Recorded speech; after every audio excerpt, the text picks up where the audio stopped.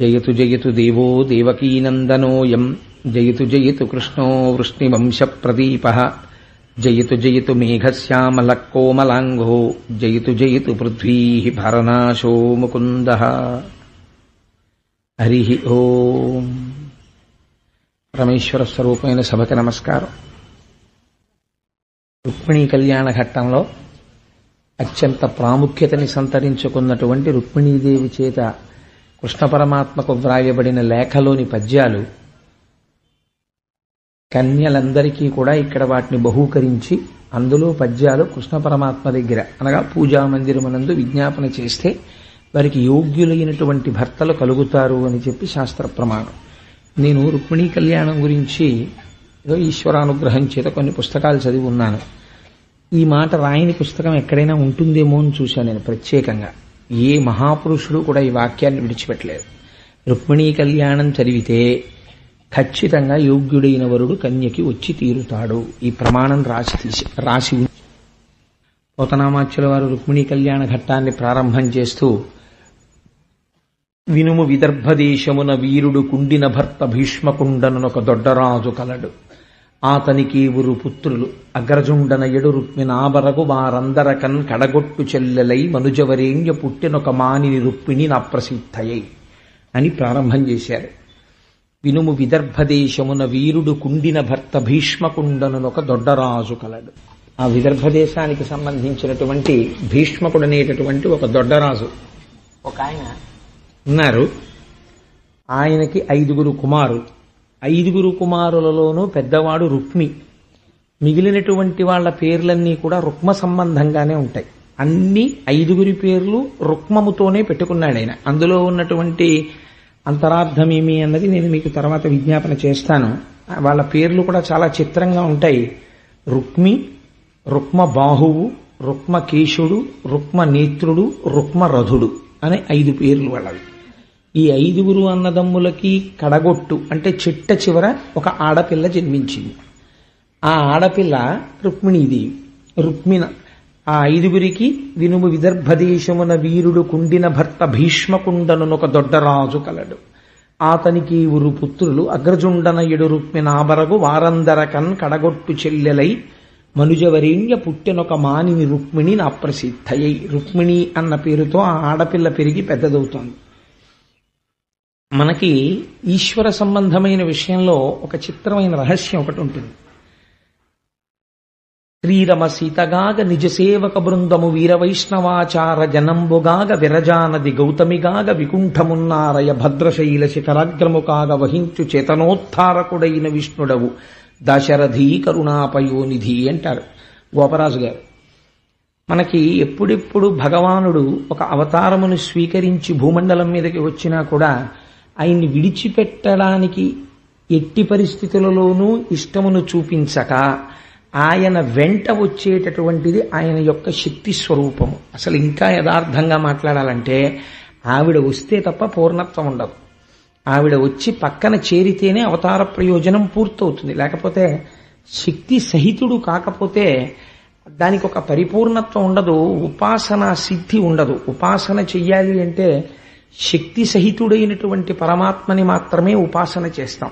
ఒక్క రామచంద్రమూర్తిని ఉపాసన చెయ్యరు. సీతారాముల్ని ఉపాసన చేస్తారు, అలాగే పార్వతీ పరమేశ్వరుల్ని.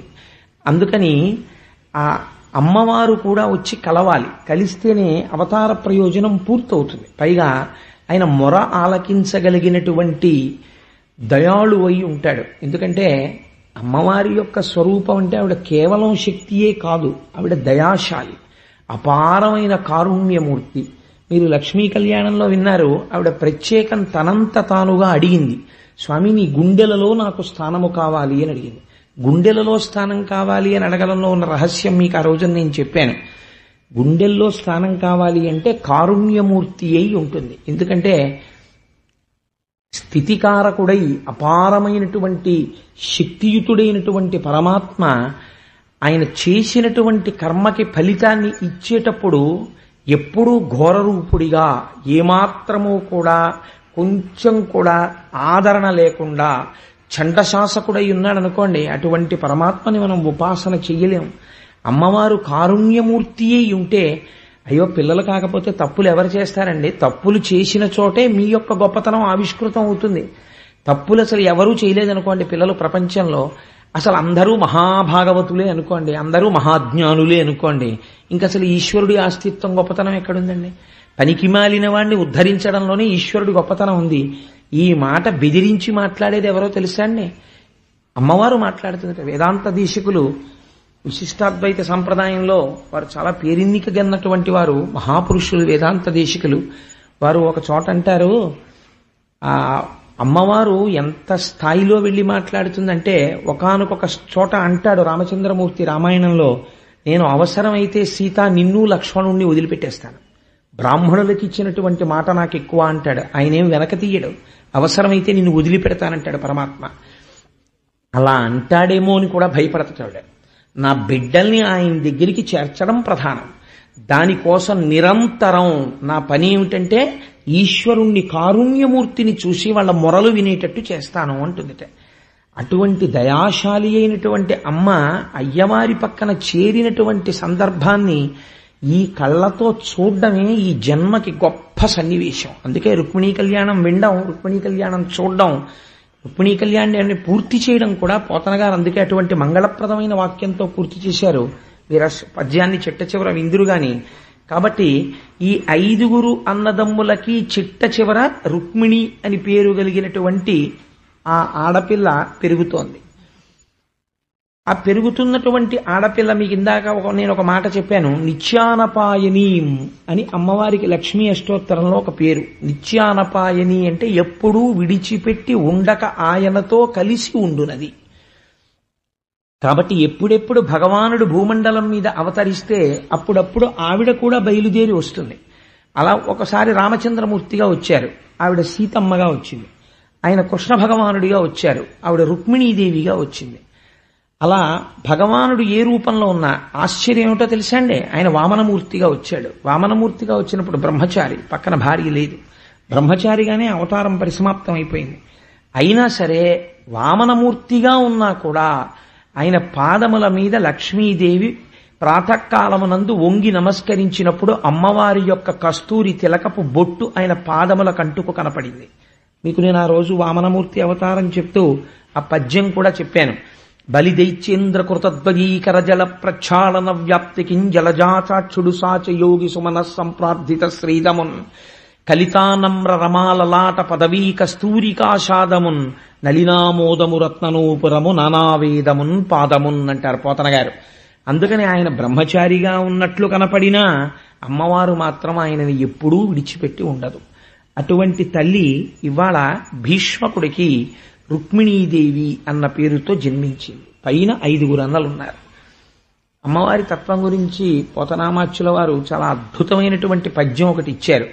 పేర్వేర బొమ్మల పెండ్లిండ్లు చేయుచు అబలలతోడ వియ్యంబులుందు గుజ్జనగూళ్లను కొమరొప్ప వండించి చెలులకు పెట్టించు చెలువు మెరసి రమణీయ మందిరా రామదేశములందు పూతీగలకును ప్రోదివెట్టు సదమల మణిమయ సౌదభాగములందు లీలలో భర్మడోలికల నూగు బలికల తోట చెలరేగి బంతులాడు సారికాకీర పంక్తికిని చదువు చెప్పు బర్హి సంఘంబులకు మురిపములు గరపు మందమరాళములకు చూపు మందగతులు. నిజంగా ఎంత గొప్ప పద్యమో. పేర్వేర బొమ్మల పెండ్లిండ్లు చేయుచు అబలల తోట వియ్యంబులుందు. ఆ తల్లి చిన్నప్పటి నుంచి కూడా ఏ మాటలాడేది అంటే బొమ్మల పెళ్లిళ్లు చేస్తుండేది. ఎప్పుడూ రుక్మిణీదేవి అంతఃపురంలోంచి వివాహం అయిపోయిన తర్వాత కూడా ఆవిడ బొమ్మల పెళ్లిళ్లు చేస్తూ ఎప్పుడూ డోలు సన్నాయి వినపడుతూనే ఉండేవిట. ఏమిటి అలా వినపడుతున్నాయి మంగళధ్వనులు రుక్మిణీదేవి అంతఃపురంలోంచి అంటే ఆ బొమ్మల పెళ్లిళ్లు చేస్తోంది అనేవారు. అసలు రహస్యం ఏమిటో తెలుసా అండి, అమ్మవారి అనుగ్రహం ఉంటేనే కదండి ఒక కన్నెపిల్ల సువాసిని అయ్యేది. అమ్మవారి అనుగ్రహం ఉంటేనే కదండి ఒక స్త్రీకి పసుపు కుంకాలు నిలబడేది. ఎందుకని పురుషుడు ఒక మాట చెప్పేస్తాడు, తాను ఏ స్త్రీకి జన్మించాడో ఆ తల్లి చేతికి ఒక కంకణం కట్టి అమ్మా నేను బ్రతికున్నాను అనడానికి ఇది సాక్ష్యం అనడు. తండ్రికి ఒక ఉంగరం పెట్టి నాన్నగారు నేను బ్రతికున్నాను ఇది సాక్ష్యం అనడు. ఎవరితో చెప్తాడు? తను ఏమీ పరిచయం లేదు.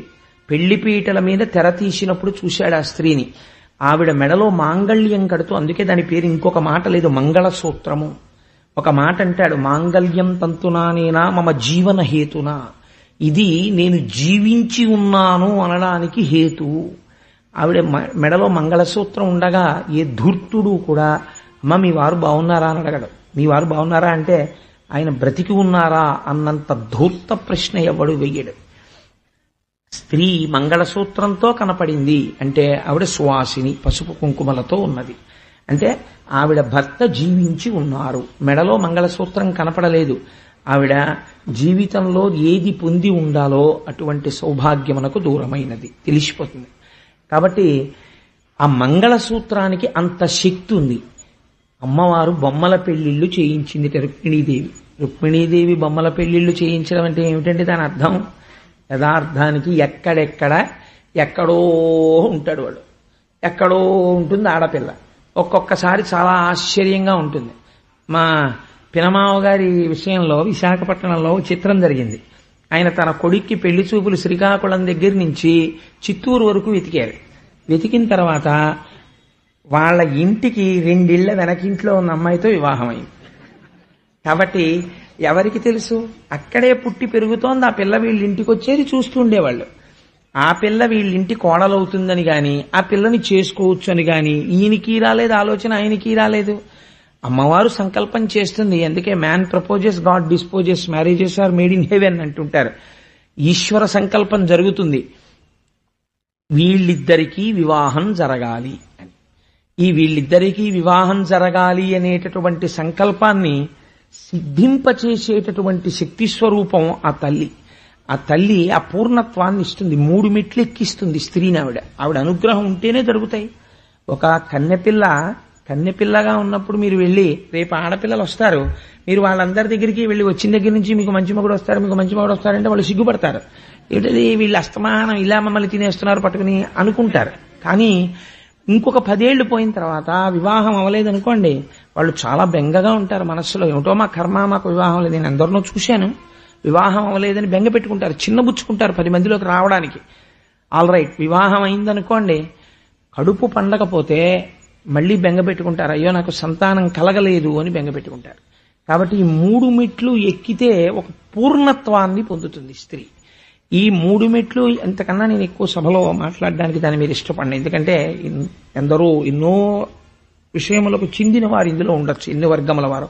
ఎవరి మనస్సు నా మాట వల్ల ఖేదపడకూడదు.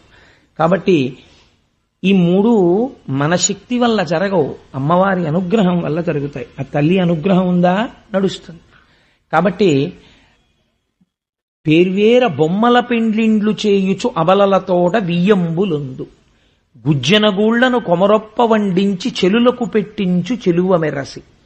ఆవిడ గుజ్జనగూళ్లను వండిస్తూ ఉండేది. వండించి అంటే మన ఉండ్రాళ్ళు ఉంటాయి కదా, అలాంటివి వండించి ఆ వచ్చిన వాళ్ళందరికీ బొమ్మల పెళ్లిళ్లు చేసి పెడుతూ ఉండేది. గుజ్జనగూళ్లను కొమరొప్ప వండించి చెలులకు పెట్టించు చెలువ మెరసి.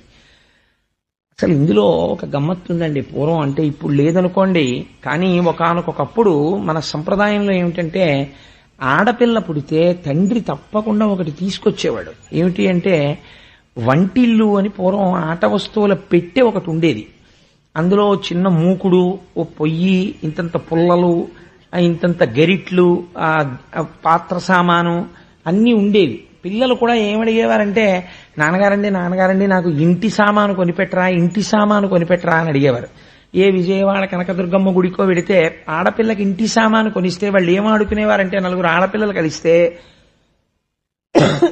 4 తాటాక బొమ్మలు చేసుకుని ఈ టైలర్ల దగ్గర కత్తిరించి వదిలేసిన వస్త్రాలు ఉంటాయి, ముక్కలు, ఆ ముక్కలు తెచ్చుకుని పెట్లలో పెట్టి దాచుకుని చిన్న చిన్న ప్లాస్టిక్ పెట్లలో మా అమ్మాయికి 20 చీరలున్నాయి అని చెప్పి ఆ చీర అందంగా కట్టి ఆ తాటాకు బొమ్మకు బొట్టు పెట్టి ఆ తాటాకు బొమ్మని ఇలా తిప్పి దాని వెనక నుంచి చక్కగా ఇలా జడల్లి దానికి 2 కనకాంబరం పూలు, చిన్ని పూలు పెట్టి మా అమ్మాయి ఎంత బాగుంటుందో అని అలా పక్కింటి వాళ్ళని చెప్పి వాళ్ళ దగ్గర ఒక ఇల్లు వ్యవహారం ఉండేవి. వాళ్ళ అబ్బాయిని వీళ్ళు పెళ్లి చేసుకున్నట్టు నిన్నను ఇంట్లో చేసిన జంతికలు కొన్ని దాచుకునేవారు. తర్వాత రోజు ఈ బొమ్మల పెళ్లిళ్లలో తినడానికి, మా బియ్యాలారు వస్తున్నారు ఇవాళ మా ఇంటికి మా అల్లుడు వస్తున్నాడని చెప్పి తినండి అని చెప్పి ఆ చిన్ని పళ్ళాల్లో జంతిక ముక్కలేసి పెడితే వీళ్ళు డాబు చేసేవారు. కొంచెం జంతికి ముక్కలు తినేవారు. ఏదో దెబ్బలాట వచ్చేది, పెద్దవాళ్ళ దగ్గరికి వెళ్ళారు. అలా మీరు కలిసి ఉండాలి, అలా దెబ్బలాడుకోకూడదు, జంతికలు చదువుకోండి అనేవారు పెద్దవారు. కాబట్టి చిన్నతనం నుంచే ఒక అందమైన కుటుంబ వ్యవస్థ, కుటుంబ జీవనం, ఆడపిల్ల అంటే ఇంటినంతటినీ చక్కగా సముదాయించగలిగిన శక్తి, ఒక ఓర్పు, ఒక మాటకి తొందరపడిపోయి తిరిగి 10 మాటలు అనకపోవడం, ఇలాంటి లక్షణాలు సంస్కృతిలో ప్రోధి చేసేవారు. కాబట్టి ఆటయందు కూడా అంత సంస్కారాన్ని నిక్షేపించేవారు. అసలు ఇప్పుడు మీరు ఏ కొట్టుకైనా వెళ్ళి ఇంటి బొమ్మ ఉందా అని అడిగారనుకోండి, పిచ్చాన్ని చూసినట్టు చూస్తారు. ఇది ఇంకా ఏ లోకంలో ఉన్నాడు, ఏ కాలంలో ఉన్నాడు, ఇంకా ఇళ్ల బొమ్మలును ఆ పొయ్యిల బొమ్మలు ఇవి ఎవరు ఆడుతున్నారు సార్ ఇంకాను అని అడుగుతారు. ఇప్పుడు అసలు లేవు. అంటే ఇవాళ సంస్కృతి ఇలా నాశనం అయిపోవడానికి కారణం అది. మన ఆటలు ఏది పెట్టినా పనికిమాలిన ఆటలు పెట్టడం మన వాళ్ళకి తెలియదు. మన వాళ్ళు ఏ ఆట ఆడినా ఆటయందు కూడా సంస్కృతి. పిల్లలందరూ కూర్చుంటే పరమపద సోపాన పటము అంతే వాళ్ళు ఆడుకున్నది. అనేక మంది దేవతల్లో తిరుగుతున్నాడు కదా అని చెప్పేసి వాడు ఆ దేవతల్లోనే తిరుగుతున్నాడు అనుకోండి, మధ్యలో ఒక విరాట్ స్వరూపం ఉండేది. వాడు 2 దేవతల వెనకాల ఉండేవాడు, 3 పడలేదనుకోండి, పడకపోతే ఈ దేవతల్ని దాటి వెళ్ళిపోయి మళ్ళీ తిరిగి రావాలి అట్నుంచి. కేవలం దేవతా స్వరూపాన్ని పొందితే అది మోక్షం కాదు ఎప్పటికీ. అంటే ఎంత గొప్ప మాటలు మాట్లాడేవారండి. వాడు ఆఖరికి 2 పడేది, అయితే 3 పడేది. పడితే పరబ్రహ్మం దగ్గరికి వచ్చి ఆగిపోయాడు. అమ్మయ్యా నేను పండిపోయాననేవాడు. పండిపోవడం ఏంటంటే పంటలు వేసుకుంటున్నామనేవారు. ఇలా అందరూ వేస్తే వీడు ఒక్కడే ఇలా అంటే వీడు పండిపోయాడనేవారు, వీడిని వదిలేయండి అనేవారు.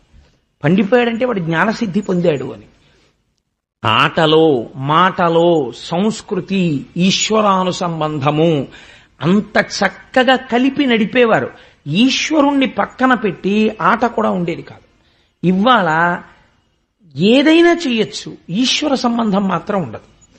ఇలా చూపించిన సంబంధాలే ఉంటాయి. ఇంత వెర్రి సంస్కృతి పెరిగిపోయింది కాబట్టే దేశం ఇలా నశించిపోయింది. రోజు రోజుకి ఇంత అభద్రతాభావం పెరిగిపోవడానికి కారణం దీనివల్లే వస్తుంది. కాబట్టి అసలు మన మతం అనేటటువంటిది వ్యాప్తి చెందాలి అంటే నాకు అనిపిస్తుంది, నేను ఒక పరమ సత్యం చెప్తున్నాను ఇవాళ, రాబోయేటటువంటి రోజుల్లో సనాతన ధర్మమును నిలబెట్టగలిగిన వారెవరు? ఎవ్వరూ కాదు. మేము ఎంతంత గొప్పగా మత ప్రచారానికే ఉన్నామని చెప్పుకున్నవాడు కూడా అది చెయ్యలేడు. మరి ఎవరు చేయగలరు? ఆడవాళ్ళొక్కరే చెయ్యగలరు. ఎందుకు చేయగలరు? 1000 మంది బయట 1000 మాటలు చెప్పనివ్వండి, పిల్లడు నమ్మడు. అమ్మ ఏది చెప్పిందో అది నమ్ముతాడు వాడు. నాన్న వాళ్ళు నీ చేతిలో ఏదో పెడతారు, తీసుకో, నిన్నేదో చదవమంటారు, చదువు, కానీ నీ స్వామిని నువ్వు మర్చిపోకు. నువ్వు లోపల మన సనాతన ధర్మమును, మన మతాన్ని, మన వైభవాన్ని నువ్వు మర్చిపోకుండా ఉండు అని తల్లి బిడ్డడికి చెప్పడం వచ్చిన నాడు మన సనాతన ధర్మమునకు ఎదురు ఉండదు. దాన్ని నిలబెట్టగలిగినది తల్లి ఒక్కతే. అందుకే మళ్ళీ ఎప్పుడైతే మనం పెళ్లి కాని ఆడపిల్లల్ని, యుక్త వయస్సులో ఉన్న వాళ్ళని, గృహిణుల్ని గౌరవించి వాళ్ళకి మర్యాద ఇచ్చి వాళ్ళ చేత పిల్లలకి చెప్పడం నేర్పిస్తామో అప్పుడు మాత్రమే సనాతన ధర్మం నిలబడగలుగుతుంది. అది నా విశ్వాసం. కాబట్టి ఆవిడ ఆడుకున్నా కూడా రుక్మిణీదేవి ఎంత అందమైన ఆట ఆడిందో చూడండి. గుజ్జనగూళ్లను కొమరొప్ప వండించి చెలులకు పెట్టించు చెలువ మెరసి. తనొక్కత్తి వండుకు తినడం గృహిణికి ఉండవలసిన లక్షణం కాదు. ఆడపిల్ల ఓ ఇంట్లో 2 ఉంటే భార్య భర్త పూర్వం 2కి అని బజ్జీలు వేసుకునేవారు కాదు. ఎందుకైనా మంచిదో 4గురికి వేయండి, 2 అరటికాయలు తీసుకురండి అనేవారు. ఎందుకే మన ఇద్దరమే కదా ఉన్నాం, ఒక అరటికాయ తెస్తే 6 అరటికాయ బజ్జీలును 6 అరటికాయ కూర చాలదా అంటే ఎవరైనా వస్తే ఆ టైంకి, అంటే ఎవరైనా వస్తే వాళ్ళకి పెట్టి మనం తినాలి తప్ప వాళ్ళు వచ్చేటప్పటికి వంటింటి తలుపేసేయడం, ఈ బజ్జీలు తీసుకెళ్లిపోయి ఓ గిన్నెడుగుని పెట్టేయడం, వాళ్ళు ఎప్పుడు వెళ్ళిపోతే అప్పుడు తిందాం అనుకోవడం, ఈ సంస్కృతి ఎక్కడుండాలండి? ఇలా పెట్టడం అన్నది ఇంట్లో ఎలా వస్తుంది? ఆడదాని నుంచి వస్తుంది. ఒరే మనం అలా వండుకోకూడదు నాన్న, గబుక్కున ఎవరైనా రావచ్చు, 4గురం కలిసి తినాలి. తల్లి వండుతోంది అనుకోండి, తల్లి దగ్గర నుంచి కొడుకు వస్తుంది, కొడుకు దగ్గర నుంచి కోడలు కెడుతుంది, కోడల దగ్గర నుంచి మనవలు కెడుతుంది. గుజ్జనగూళ్లను కొమరొప్ప వండించి చెలులకు పెట్టించు చెలువ మెరసి. ఎప్పుడో రుక్మిణీదేవి వండి పెట్టిందండి నేను పురాణం చెప్పాను అనుకోండి, మీకు నాకు ఏమిటి ఉపయోగం? మీరందులో you should draw inspiration for the present days context. ఇవాల్టి రోజు ఉన్న సందర్భానికి, సమాజానికి ఉపయోగపడే స్ఫూర్తిని మీరు పొందగలిగి ఉండాలి. కాబట్టి గుజ్జనగూళ్లను కొమరొప్ప వండించి చెలులకు పెట్టించు చెలువ మెరసి రమణీయ మందిరా రామదేశములందు పువ్వు తీగలకును ప్రోదివెట్టు. ఆ తల్లి ఆడవాళ్లు చేసేటటువంటి పనులు పరమ సౌకుమార్యంతో కూడుకున్నవై ఉంటాయి. లతలకు తీగలకు చక్కగా పందిరి వేసేదిట. ఇది ఒక గమ్మత్తైనటువంటి లక్షణం. ఎందుచేత అంటే మీరు పందిరి వెయ్యలేదనుకోండి, పందిరి వెయ్యకుండా పాదు పెట్టారనుకోండి, ఆ పాదు నశించిపోతుంది. శ్రద్ధ అన్నది ఎక్కడ కనపడుతుందో తెలుసా అండి? నీరు విత్తు పెట్టి నీరు పోయవద్దు. అదేమిటండి విత్తనం పెట్టి నీరు పోయకపోవడం ఏంటి? నీరు పోసి విత్తనం పెట్టు, లేకపోతే ఆ విత్తనాలు ఎండిపోతాయి. కాబట్టి ముందు నీరు పోసి తర్వాత విత్తనం పెట్టు. విత్తు పోసి నీరు పెట్టవద్దు, నీరు పోసి విత్తు పెట్టు. అలాగే మొక్క వేసి పందిరి వేయవద్దు. నువ్వు మల్లె తీగ కొంచెం పెరుగుతుండగా పందిరేద్దాం అనకు. మల్లె మొక్క పాతుతుండగానే ముందు పందిరి. అది అల్లుకోవడానికి అవకాశం ఉంటుంది. లేకపోతే నువ్వేదో పని మీద వెళ్ళిపోతావు, ఆ పందిరి అల్లుకోవడానికి అవకాశం లేక పాడైపోతుంది. కాబట్టి ఇది ముందు చూపు, ఇది భద్రతాభావం, ఇది లోకానికి కావలసినటువంటి ఆలంబనాన్ని ఇవ్వడంలో అమ్మవారి అనుగ్రహం. కాబట్టి బాహ్యమునందు చాలా లాలిత్యముతో కూడిన సౌకుమార్యముతో కూడినటువంటి పనిని చెయ్యడం, చక్కగా అంతఃపురంలో చక్కటి తీగల్ని పెంచి పెద్ద చెయ్యడం. కాబట్టి రమణీయ మందిరా రామదేశములందు పువ్వు తీగలకును ప్రోదివెట్టు సదమల మణిమయ సౌదభాగములందు లీలతో భర్మడోలికల నూగు. అమ్మవారికి చాలా ఇష్టమైనటువంటి విషయాల్లో ఇదొకటి.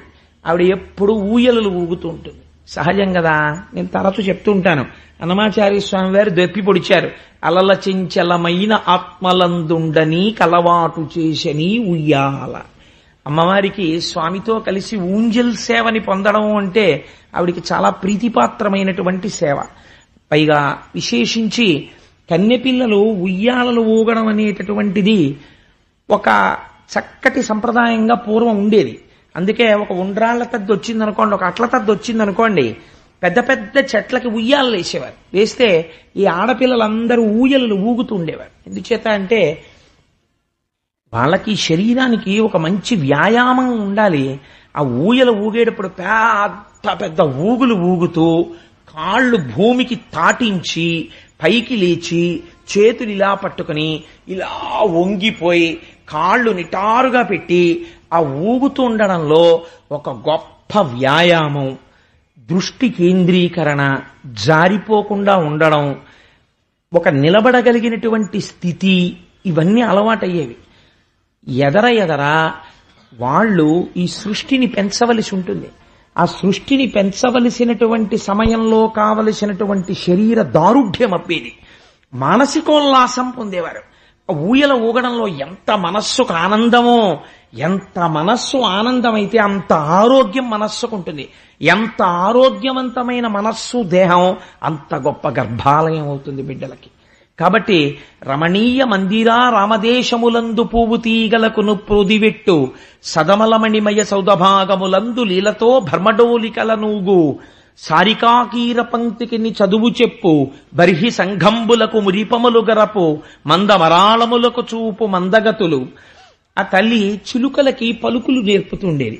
ఒక అందమైనటువంటి ప్రక్రియ. ఆ చిలుకల్ని, రామచిలుకల్ని తీసుకొచ్చి వాటికి ఒక మంచి మాటలు నేర్పితే అవి మంచి మాట మాట్లాడతాయి. ఒక చోట ఒక అద్భుతమైనటువంటి మాట చెప్తారు. వెనకటికి ఒక ఆయన 2 చిలుకలు కలిపి అమ్ముతున్నాడు. ఒక చిలక 10,000, ఒక చిలక 10 రూపాయలు. కానీ 2 ఒక్కలా ఉంటాయి. కానీ 2 చిలకల్ని విడివిడిగా అమ్మను, 2 చిలకల్ని కలిపి పుచ్చుకోవాలంటున్నాడు. అందరూ నీ మొహం ఇచ్చా 10 రూపాయల చిలక కొనుక్కుంటాం ఇమ్మంటే అలా ఇవ్వననేవాడు. ఇవి 2 చిలకలు కూడా తెల్లవారకట్టే మాట్లాడతాయి. ఈ 2 చిలకలు తెల్లవారకట్ట మాట్లాడతాయి. మీరు విందురు కానీ 10,000 10 రూపాయలు ఇస్తే 2 చిలకలు ఇస్తా. 10 రూపాయలకు ఓ చిలకని ఇవ్వను, 10,000కు ఓ చిలకని ఇవ్వను, 2 చిలకలు కొనుక్కోవాలనేవాడు. వీడికి ఏం పిచ్చేవిర్రా అని వెళ్ళిపోతున్నారు. రాజుగారు మారువేషంలో పెడుతున్నాడు. ఇందులో ఏదో గమ్మత్తుండి ఉండాలి అని 2 చిలకలు కొనుక్కున్నాడు. కొనుక్కుని మొట్టమొదటి రోజు 10,000 రూపాయల చిలక, ఇప్పుడు ఎక్కువ పెట్టి కొనుక్కున్న దాని మీద మోజు ఉంటుంది కదండి, దాన్ని అంతఃపురంలో తను పడుకున్న శయనాగారంలో తగిలించుకున్నాడు. ఏమంటుందో చూద్దాం, 10,000 రూపాయలు పెట్టి కొన్నాను కదా అనుకున్నాడు. అనుకుంటే తెల్లవారుజామున రాజు ఇంకా నిద్రలో ఉండగా 3-4 మధ్యలో ఆ చిలక కౌసల్యా సుప్రజా రామ పూర్వా సంధ్యా ప్రవర్తతే అంటోంది అని సుప్రభాతం పాడుతోంది. రాజుకి తెలివచ్చింది. అబ్బా ఎంత బాగా పాడుతోందిరా చిలక అని పరమోల్లాసంతో లేచాడు. ఆ రోజంతా వ్యవహారాలు చాలా బాగా చక్కబెట్టగలిగాడు. ఆ సుప్రభాతంతో లేచాడు. మరునాడు 10 రూపాయల చిలకను తగిలించండి రా అన్నాడు. 10 రూపాయల చిలకను తగిలించారు. అది నీ మొహం ఏడ్చా దుర్మార్గుడా, దున్నపోతులా నిద్రపోతున్నావు అంటోంది. రాజుకి తెలివచ్చింది. మహాగ్రహం పొందాడు. వంది మాగది మొదలైన వాళ్ళ స్తోత్రంతో లేవడం అలవాటు పడినవాడు ఈ దిక్కుమాలిన చిలక, దీన్ని తీసుకెళ్లి పీక కోశాతల పారేయండి, దీన్ని నమ్మిన వాడిని తీసుకురండి అన్నాడు. అంటే ఈయన వెళ్లి వాళ్ళని తీసుకొచ్చాడు. తీసుకొస్తే ఆయన అడిగాడు, నువ్వు ఎందుకు అమ్మేవరా ఈ చిలక, నాకు అర్థం కాలేదన్నాడు. మహారాజా ఇది తెలియాలని అమ్ముతున్నాను రెండూ కలిపి. ఎందుకో తెలుసా, రెండూ చిలకలే, రెండింటిది ఒకే ఉపాధి, రెండూ చిలుక సంతానమే. ఒక చిలుక చిన్నతనంలో ఒక మహాభాగవతుల యొక్క ఇంటిలో చేరి వాళ్ళ దగ్గర పెరిగింది. వాళ్ళెప్పుడు భగవత్ సంబంధమైన మాటలే పలికారు. ఈ చిలుకకి ఇది వచ్చాయి. ఇంకొక చిలక ఒక భయంకరమైన సంస్కృతి కలిగిన వాడి దగ్గర పెరిగింది. వాడి మాటలే దానికి వచ్చాయి. చిలుక పలుకుతోంది ఇంట్లో అంటే చిలుక కాదు పలుకుతున్నది, ఇంట్లో వాళ్ళ సంస్కారం చెప్తుంది. మీరు ఒకరి ఇంటికి వెళ్ళినప్పుడు ఇంట్లో ఉన్న ఫోటోలు ఇంటి అయిన సంస్కృతి చెప్పేస్తాయి. కదా అమ్మవారు చిలుకలకి పలుకులు నేర్పుతోంది అంటే అమ్మవారి చేత పలుకులు నేర్పబడిన చిలుక ఎటువంటివి నేర్పబడితే వ్యాస భగవానుడు పోతన గారు రాస్తారు. కాబట్టి ఆ సంస్కృతి నేర్చుకోవాలి. అమ్మవారు ఎంత లాలిత్యంతో కూడిన పనులు చేసిందో, ఎంత అందమైన పనులు చేసిందో. బర్హి సంఘములకు మురిపములు గరపు మందమరాళములకు చూపు మందగతులు. బాబా ఈ పద్యం మీద తీసేసుకునేట్టుంది సమయాన్నంతటినీ. అందుకని ఆవిడ హంసలకి నడకలు నేర్పేది. నిజమే, మనం మహాజ్ఞానులైన వాళ్ళని పిలిస్తే పరమహంస పరివ్రాజకాచార్య అని పిలుస్తూ ఉంటాం. పరమహంస అంటే జగత్తుని విడిచిపెట్టి బ్రహ్మమును చూడగలిగినటువంటి వాడు, నీటిని విడిచిపెట్టి పాలని స్వీకరించగలిగినది హంస. వాళ్ళు తమ ఊపిరిలో నిరంతరము అమ్మవారి పాదములకు ఉండేటటువంటి మంజీరముల సవ్వడిని వింటూ ఉంటారు. కాబట్టి అమ్మవారి నడకలు హంసలకు నడకని నేర్పుతాయి. అందుకని ఆ అమ్మవారి నడక హంసలకి నడక నేర్పింది అని, అటువంటి నడక కలిగినటువంటి తల్లి అని ఆ రుక్మిణీదేవి యొక్క సౌశీల్యాన్ని వర్ణన చేశారు. ఇటువంటి తల్లి శ్రీకృష్ణ భగవానుణ్ణి వివాహం చేసుకోవాలి అని మనస్సునందు నిర్ణయం తీసుకుంది. ఇటువంటి నిర్ణయం ఒక కన్య ఎందుకు తీసుకోవలసి వచ్చింది? పెద్దవాడు తండ్రి గారు ఉన్నారు, ముందు పుట్టిన వాళ్ళు 5 అన్నలున్నారు. ఇంతమంది లోకంలో ఉండగా ఒక్క కృష్ణుడి మీదకే మనసు ఎందుకు వెళ్ళింది ఆవిడికి అంటే, పోతన గారు వెంటనే ఒక మాట చెప్పారు. భీష్మకుడి ఇంటికి, తండ్రి గారింటికి ఎప్పుడూ భాగవతులు వస్తుండేవారు, భగవద్భక్తులు వచ్చేవారు. ఆ వచ్చిన భక్తుల్ని ఆదరణ చేస్తుండేవాడు భీష్మకుడు. వాళ్ళందరితో మాట్లాడేవాడు. ఇంటికి వచ్చిన వాళ్ళందరూ ఏది మాట్లాడతారు? భాగవతులైన వాళ్ళు దేని గురించి మాట్లాడతారండి? ఏ సినిమా రిలీజ్ అయింది, ఏది 365 రోజులు ఆడింది, ఎన్ని సెంటర్లలో ఆడింది, వాళ్ళకెందుకు? వాళ్ళకి అది ఆ సంబంధం ఉండదు, వాళ్ళది మాట్లాడరు. వాళ్ళు ఏం మాట్లాడతారు? వాళ్ళు ఎప్పుడూ భగవత్ సంబంధం మాట్లాడతారు. కాబట్టి ఏమయ్యా, ఈ లోకంలో ఈ కాలములో మన మాంసనేత్రముతో చూడదగిన వాడై పరమాత్మ ఆవిర్భవించాడు. కృష్ణ పరమాత్మగా దినదిన ప్రవర్ధమానమయ్యాడు. కంస సంహారం చేశాడు, ద్వారకానగర నిర్మాణం చేశాడు, తనని నమ్ముకున్న వారందరినీ రక్షించాడు అని కృష్ణుడి యొక్క కథలు వాళ్ళు చెప్తున్నారు. భీష్మకుడు వింటున్నాడు. పిల్ల మనస్సు ఎవరి యందు చేరింది? కృష్ణుడి యందు చేరింది. అది నువ్వు రుక్మిణీ కళ్యాణం కథగా వింటే నీకు వచ్చే ప్రయోజనం తక్కువ. నీ ఇల్లు ఎలా ఉండాలో నువ్వు చూసుకోవాలి. నీ ఇంటికి వచ్చేవాళ్ళు ఎవరై ఉండాలి? నీ ఇంటికి వచ్చేవాడు 15 నిమిషాలు మాట్లాడితే కనీసంలో కనీసం ఒక 5 నిమిషాలు భగవత్ సంబంధమో, పిల్లలు విన్నా పనికొచ్చే మాటలో మాట్లాడేవాడై ఉండాలి. అంతేకాని ఇంటికి వచ్చేటటువంటి వాడల్లా లౌకికమైన విషయాలు, పనికిరాని విషయాలు, వాడి మీద గోల వీడి మీద గోల తప్ప అసలు పనికొచ్చేవి మాట్లాడడమే ఇంట్లో అలవాటు లేదనుకోండి, అదే సంస్కృతి పిల్లలకు వస్తుంది. రేపు పొద్దున వాళ్ళకి ఎవడైనా భగవంతుడి గురించి మాట్లాడేవాడు వచ్చాడనుకోండి ఇంటికి, వాళ్ళకి అది పెద్ద అబ్బా ఏమిటంటే బాబు తినేస్తున్నాడు బుర్ర, ఈయనెవరు తొందరగా వెళ్ళిపోతే బాగుండు, టీవీ పెట్టుకుందాం అంటారు వాళ్ళు. ఏమైపోతుంది? ఆ సంస్కృతి లేదు. అదే ఒక ఇంట్లో పిల్ల ఉందనుకోండి, ఆ ఇంటి ఆయనకి చంద్రశేఖర పరమాచార్య స్వామి వారంటే ప్రాణం. ఆయన తెల్లవారు లేచి రాత్రి వరకు 50 మాటలు పరమాచార్య స్వామి వారిని చంద్రశేఖర్లు చంద్రశేఖర్లు చంద్రశేఖర్లు అస్తమానం తలుచుకుంటాడు. ఆ పిల్ల ఎక్కడో కాలేజీకి వెళ్ళింది. ఎవడో ఒక ధూర్తుడు చంద్రశేఖర పరమాచార్య స్వామి గురించి చిన్న మాట తక్కువ చేసి మాట్లాడాడు. ముఖం ఎర్ర పడిపోయి, నీకేం తెలుసు చంద్రశేఖర పరమాచార్య స్వామి గురించి అని ఈ అమ్మాయి కలియబడి మాట్లాడేస్తుంది. అక్కడ ఉన్న వాళ్ళు ముక్కును వేలేసుకుంటారు. ఈ పిల్లకి చంద్రశేఖర్ల గురించి ఇన్ని విషయాలు ఎలా తెలుసు? ఎక్కడి నుంచి వచ్చింది ఈ సంస్కృతి? ఇంటి మాటలు గొప్ప సంస్కృతిని నేర్పుతాయి. మీరు కొన్ని ఇళ్లలో చూడండి, చిన్న చిన్న పిల్లలు ఉంటారు. ఆ చిన్న పిల్లలు చక్కగా ఊపిరి కూడా ఇంకా ఎక్కువ తీలేరు వాళ్ళు. ఓం జాతవేదశేషు నవామ సోమమరాతి యతో నితహాతి వేద అనలేడు వాడు. ఓం జాతవేదశేషు నవామమరాతి తో నిదహాత్ వేద అని 5 మాటలు ఊపిరి తీసి చెప్తాడు. ఎలా వచ్చింది వాడికి అది?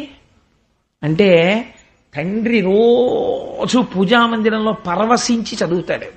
అది వాడి చెవిన పడి పడి పడి పడి చిన్నతనంలో వాడికి వచ్చేసింది. మీరు ఒక్కొక్క ఇంట్లో చూడండి, ఏమీ తెలియని పిల్లలు, వాళ్ళకి ఇంకా ఉపనయనం అవ్వదు. వాడు తాత తాత నేను చేస్తానే అని వాడు పాత్ర తెచ్చుకుని ఆచమనం చేయడం, ఇలా విభూతి ఎట్టుకోవడం, ఓ ఇంత బొట్టు ఎట్టుకోవడం చిన్న చిన్న పిల్లలకు అలవాటు అవుతుంది. ఎక్కడి నుంచి వచ్చిందండి ఆ సంప్రదాయం? ఇంటి ఆయనకి అలవాటు.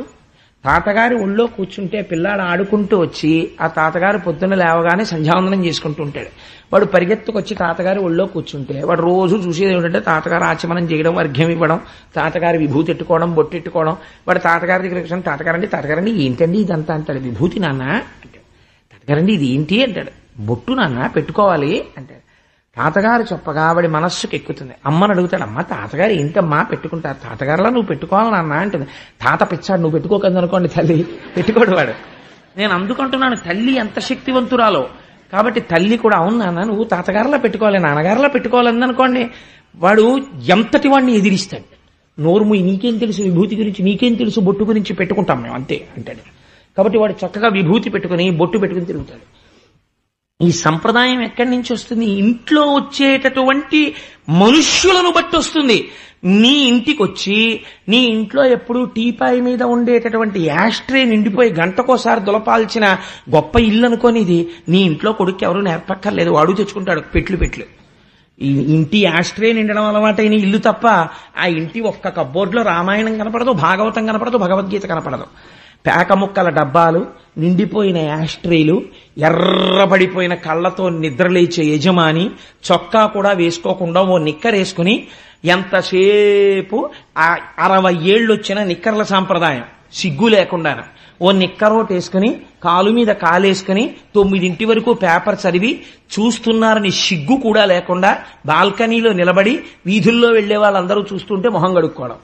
అప్పుడు వీడు బాత్రూంలో 2 నిమిషాల స్నానం, గబగబా బట్టలేసుకోవడం, టిఫిన్ తినేయడం, అన్ని 1 నిమిషం. ఒంటికి మాత్రం 70 స్నోలు, 80 ఫెయిర్ అండ్ లవ్లీలు. ఎవరిని ఉద్ధరించడానికి? ఇక్కడ ఏది శౌచం? నువ్వు ఎవరిని ఉద్ధరిస్తావు? ఏది సంప్రదాయం? ఏది సంస్కారం?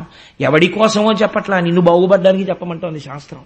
కాబట్టి నీ ఇంటికి వచ్చే వాళ్ళని బట్టి నీ పిల్లల పెరుగుదల ఉంటుంది. కాబట్టి ఒకనాడు నువ్వు కూడా యాస్ట్రీలోకి విసిరివేయబడతావు కొడుకు చేత. ఎందుకంటే ఈ సంస్కారం పిల్లాడికి అలవాటు అయిపోతుంది. ఇంటికి వచ్చేవాళ్ళు అలాంటి వాళ్ళు రావాలంటే నువ్వు అలాంటి వాడి అయితే అలాంటి వాళ్ళు వస్తారు. లేకపోతే ఎందుకు వస్తారు వాళ్ళు? నువ్వేమో పనికిమాలిని తిరుగుడంతా తిరుగుతుంటే నీ ఇంటికి భాగవతులు వస్తారు. వాళ్ళ కర్మ వాళ్ళకి ఏం పట్టిందని వస్తారు వాళ్ళు రారు. వాడు విష్ణు సహస్రం చేసుకుంటూ ఇంట్లో కూర్చుంటాడు. వాడికి ఏం కర్మలు వస్తాడు? ఊరక రారు మహాత్ములు ఆ రథముల ఇంట్ల కడకు వచ్చుటలెల్లం కారణము మంగళములకు మీరొచ్చుట శుభము మాకు నిజము మహాత్మా అన్నాడు నందుడు గర్గుడు వస్తే. నేను ఆ ఆఖ్యానం పక్కన పెట్టేశాను టైం లేక, నామకరణం చేసినప్పుడు. కాబట్టి నీ ఇంటికి వచ్చే వాళ్ళని బట్టి నీ ఇంటి సంప్రదాయం అలవాటు పడుతుంది, నీ ఇంటి సంస్కారం అలవాటు పడుతుంది. నీ ఇంట్లో పిల్లకి రుక్మిణీ కళ్యాణం పద్యాలు వచ్చా అని పెళ్లి చూపులకి వెళ్ళినప్పుడు పాట పాడడం వచ్చా, వంట చేయడం వచ్చినా, ఈ దిక్కుమాలిన గోలంతా ఎందుకంటే రుక్మిణీ కళ్యాణంలో పద్యం వచ్చమ్మా నీకు పద్యం అని అడిగారు అనుకోండి. రుక్మిణీదేవి అంటే ఎవరంకులు ఈ మధ్య కొత్త యాక్ట్రెస్ అని అడిగింది అనుకోండి, నేనైతే నా కాళ్ల మీద పడ్డా నేను సంబంధం చేసుకోను. ఒకవేళ నా కొడుకు చేసుకుంటే నువ్వు దూరంగా ఉండని చెప్తాను. ఎప్పుడైనా రా ఒకసారి చాలు. అలా నేనే సంబంధాలు వదిలేస్తానన్నాం. ఎప్పుడైనా రండి చాలు గెస్ట్ యాక్టర్గా, మీరు నాతో కలిసి లేదా నా కోడలను అలా మార్చాక రా నా ఇంటికి తప్ప రుక్మిణీదేవి కొత్త యాక్టర్ ఏమో అన్న కోడలతో నేను చదువుకోలేను, కష్టం అని చెప్తాను.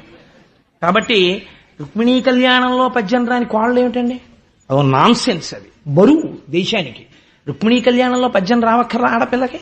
నమ్మితి నామనంబున సనాతనులైన ఉమామహేశులను రాదు, పెద్ద కోడలుగా వచ్చి నీ ఇంటినే ఉద్ధరిస్తుంది. అది కట్నం తీసుకొచ్చింది, కాలు పెట్టినతోనే కాంతుని మెడవిర్చి నిండు సంసారంబు రెండు చేసి తన మగడెంత ఆర్జనపరుడైన పొరుగు పుల్లమ్మ కాపురము మిచ్చి ప్రాణేశుడొకటి సల్పగ తానొకటి సల్పి ఇది ఏమనంగ కస్సుమను లేచి విభుడందులకు నేని విసిగి ఒక్కయన పెళ్ళున 10,000 గుప్పి పట్టజాలక పెనిమిటి ఇట్టెయన్న బావికిని ఏటికిని వడి పరుగులెట్టెడి కాంతతోడి కాపురము కంటే వేరే నరకంబు కలదే అంటాడు. ఈ సంస్కృతి విచ్ఛిన్నం కావాలి, సంస్కృతి పెరగాలి. అది ఆడపిల్ల తప్పని నేను చెప్పట్లేదు. నీ ఇంటికి నువ్వు ఎప్పుడైనా భాగవతులు రాణిస్తే కదా, ఓ రుక్మిణీ కళ్యాణం అవుతోందంటే నీ పిల్లని తీసుకెడితే కదా, ఇచ్చిన రుక్మిణీ కళ్యాణం పద్యాలు నేర్చుకోవే అని నువ్వు చెప్తే కదా. ఆ పిల్లకి చదవడం రాకపోతే నువ్వు కూర్చునున్నావు, ఓ గంట నువ్వు ప్రాక్టీస్ చేసి నేర్పితే కదా. వాకాటి పాండురంగారావు చెప్పినప్పుడు నువ్వే జాతికి పెద్ద బరువు, నీ పిల్లలకి సంస్కృతి నేర్పాలని నీకు లేదు, ఎలా వృద్ధిలోకి వస్తారు? ఎంత గొప్పగా ఆవిష్కరించారో చూడండి. పోతన గారికి లాలిత్యంగా మాట్లాడడం వచ్చు, నాకు కఠినంగా మాట్లాడడం వచ్చు. కాబట్టి పోతన గారైతే లలితంగా మాట్లాడారు. ఇంటికి వచ్చినటువంటి భాగవతుల మాటల వలన కృష్ణ పరమాత్మ యందు హృదయము కుదురుకొనినది. ఆయననే వివాహం చేసుకోవాలని మహాతల్లి రుక్మిణీదేవి మనస్సు యందు నిర్ణయించుకున్నది. అలా నిర్ణయించుకోవచ్చా కన్య అంటే, ఇప్పుడిప్పుడు లోకంలో వస్తున్నటువంటి మాట మీరు అప్పటి సంప్రదాయానికి వాడితే నేను ఒప్పుకోను. నేను ఒక రోజున చెప్పాను, ఈ రోజు ప్రేమిస్తున్నామన్న మాట తప్పు మాట. ప్రేమిస్తున్నాం కాదు, కామిస్తున్నాం అనాలి. మభ్యపుచ్చడానికి ప్రేమిస్తున్నాం అంటున్నారు. ప్రేమ లేదది, అది కామము, అది కేవలము కామము. లేకపోతే అంత డిజాస్ట్రస్ గా అంత ప్రమాదకరంగా ఉండదు పరిస్థితి. ప్రేమ త్యాగాన్ని కోరుతుంది తప్ప ఇలా పిచ్చ వేషాలు వెర్రి వేషాలు ఉండవు ప్రేమ పేరుతో. ప్రేమ కాదు, కామం. కానీ మేము కామించుకుంటున్నామని చెప్పడానికి సిగ్గుపడి వాడు ఒక తప్పు మాట అక్కడ తీసుకొచ్చి పెట్టాడు. నిప్పు చేత్తో పట్టుకుని నీరు పట్టుకున్నాను అంటే ఎంత అబద్ధమో, నేను ప్రేమిస్తున్నాను అని చెప్పడం కామిస్తూ ఉండడం అంత అబద్ధం. వాడు కామిస్తున్నాడు, ప్రేమిస్తున్నానని చెప్తున్నాడు. అది శాస్త్రమునందు నేనైతే అంగీకరించాను. అది దోషభూయిష్టమైనటువంటి మాట. ఒక చోట వాడవలసిన మాట ఇంకో చోట వాడి సమాజాన్ని భ్రష్టు పట్టించారంతే. కాబట్టి ధీరా కులవతి కన్యా. ధీర అంటే ఆవిడ ధైర్యము కలిగినదై, పరబ్రహ్మతత్వము తెలుసున్నదై, ఇతపూర్వము ఏ పురుషుడికి తన హృదయములో స్థానమీయనదై, కులవతి అయి ఆచారము సంప్రదాయము తెలుసున్నదై, కేవల కామముతో ఎవడో పురుషుణ్ణి పొందేద్దామన్న ప్రయత్నమున్నది కానిదై, కన్యా ఇతపూర్వము వేరొక పురుషుడు మనసులో కూడా నిలబడనటువంటి స్వరూపము కలిగినటువంటిదై, ఈనాడు ప్రతిబంధకములు వస్తుంటే వాటిని కాదని తనంత తాను యోగ్యత కలిగిన బుద్ధితో, పరిపక్వమైన బుద్ధితో, విన్నదాని చేత, చదివిన దాని చేత, అనుష్ఠాన బలము చేత ప్రతిబంధకములను తొలగించుకొని తన భర్తని తానెన్నుకున్నటువంటి స్త్రీగా రుక్మిణీదేవి నిలబడి ఉన్నది. ఆ స్థాయిని అమ్మవారు పొందినది. ఎందుకు అలా పొందుతుంది, ఎందుకు ఆ కథ అలా వెడుతుంది, మీకు నేను దాన్ని సరి అయినటువంటి పద్యం వచ్చినప్పుడు చెప్తాను. ఇప్పుడు తల్లి బంధువులందరూ కృష్ణునకు బాలిక నిత్తుమటంచు సేముషీ సింధువులై విచారముల్చే జగవారల నడ్డు పెట్టి దుస్సంధుడు రుక్మి కృష్ణునెడచాల విరోధము చేసి మత్త పుష్పంధియ వేడి నిత్తు శిశుపాలన కంచు తలంచనందుడై. విశ్వనాథ సత్యనారాయణ గారు అన్నారు, ఇలాంటి పద్యం పోతన గారు తప్ప ప్రపంచంలో ఇంకోటి రాయడు అన్నారు. ఈ పద్యం చదవగానే చెప్పచ్చు ఇది పోతన గారు రచించారని అన్నాడు. ఎంత గొప్ప మాట చూడండి. మత్త పుష్పంధియవేణి నిత్తు శిశుపాలున కంచు తలంచే అంధుడై. నల్లటి తుమ్మెదలు ఎలా ఉంటాయో అటువంటి జుట్టు కలిగినటువంటి రుక్మిణీదేవిని అంధుడై, కళ్ళు లేనివాడై పెద్దన్నగారైనటువంటి రుక్మి శిశుపాలునకిస్తానంటున్నాడు. అమ్మవారి జుట్టుకి రుక్మికి ఏమిటి ఆ నలుపుకి సంబంధం అంటే, అంధత్వం చీకటి నలుపుని చూపిస్తుంది. అమ్మవారి జుట్టు నల్లగా ఉంటుంది. అమ్మవారి జుట్టుకి ఒక లక్షణం ఉంది, అమ్మవారి జుట్టు నలుపు. కానీ నల్లని అమ్మవారి కబరీబంధాన్ని మీరు ధ్యానం చేశారనుకోండి, వచ్చే ఫలితం ఏమిటో తెలుసా అండి? ధునోతు ధాంతం నస్తులిత దళితేంది వరవనం అన్నారు. శంకర భగవత్పాదులు సౌందర్యలహరిలో మొదట అభయం ఇస్తూ మాట్లాడారు. ధునోతుద్ధాంతం, ఎగిరిపోతోంది నీ అజ్ఞానం అన్నారు. అదేమిటి, నల్లగా ఉన్నటువంటి కేశపాశాన్ని ధ్యానం చేస్తే ఉన్న అజ్ఞానం ఎలా పోతుంది అంటే, ధ్యానం చేసి చూడు నీకు తెలుస్తుంది, అది నోటితో చెప్పేది కాదు. అందుచేత ఇన్ని రోజులు కలిసి తోబుట్టువై రోజు చూస్తున్నా, రుక్మిణీదేవి కేశపాశమును గమనిస్తున్నా, అమ్మవారి యొక్క స్వరూపమును, ఆవిడ భక్తిని, ఆవిడకున్న ధీరత్వాన్ని, ఆవిడ మనస్సు ఎవరి యందుందో తెలుసుకోలేని మూఢుడు, అజ్ఞానము చేత కళ్ళు మూసుకుపోయినవాడు కాదు అంధుడు రుక్మి. అందుచేత శిశుపాలునకిస్తానన్నాడు. శిశుపాలుడెవరు?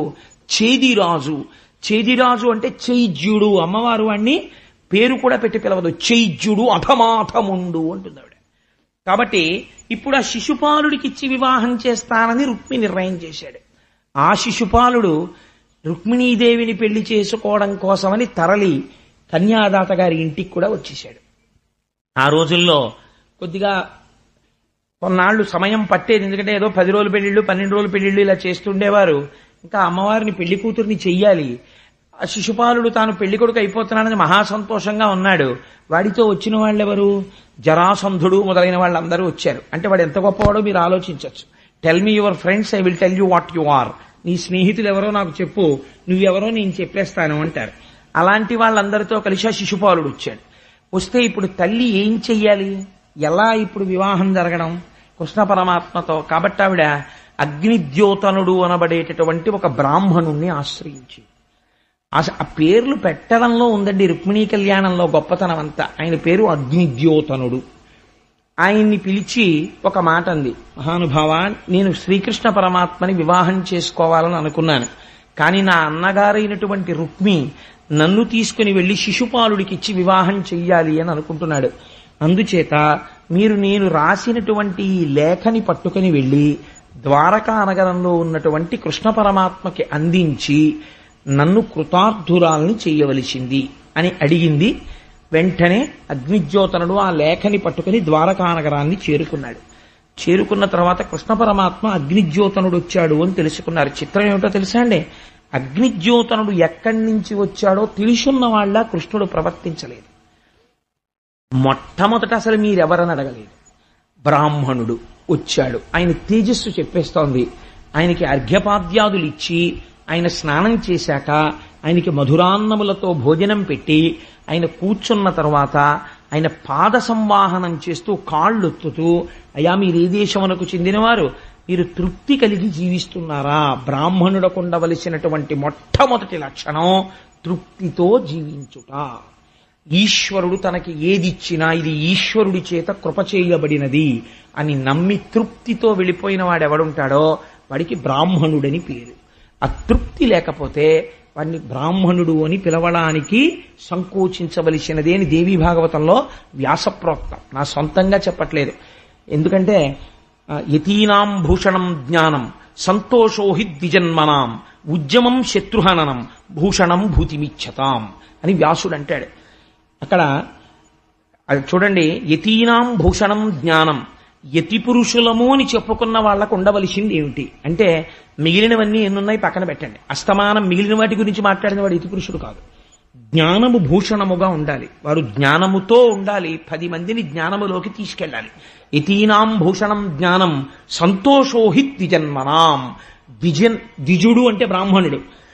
ద్విజుడైనటువంటి బ్రాహ్మణుడు సంతోషోహి, దొరికిన దానితో సంతోషంగా ఉండాలి. మనస్సు ఎప్పుడు ఉత్సాహంగా ఉండాలి. ఈశ్వరుడు నన్ను వెన్నంటి ఉండగా నాకేం లోటనగలగాలి. సంతోషోహి ద్విజన్మనాం ఉద్యమం శత్రుహననం. శత్రువు ఇంతటి వాడు అనేటప్పటికీ పారిపోయిన వాడిని క్షత్రియుడు అనరు. శత్రువు అనేటప్పటికీ చంపడానికి పరిగెత్తినటువంటి వాడిని క్షత్రియుడు అంటారు. ఉద్యమం శత్రుహననం భూషణం భూతిమిచ్చతాం. ఇవి ఈ 3 రకములైనటువంటి వాళ్ళకి పైకి కనపడనటువంటి భూషణములు అని చెప్పాడు వ్యాసుడు. ఇదే ప్రశ్న రుక్మిణీ కళ్యాణంలో కృష్ణ పరమాత్మ అగ్నిజ్యోతనుణ్ణి అడుగుతున్నారు.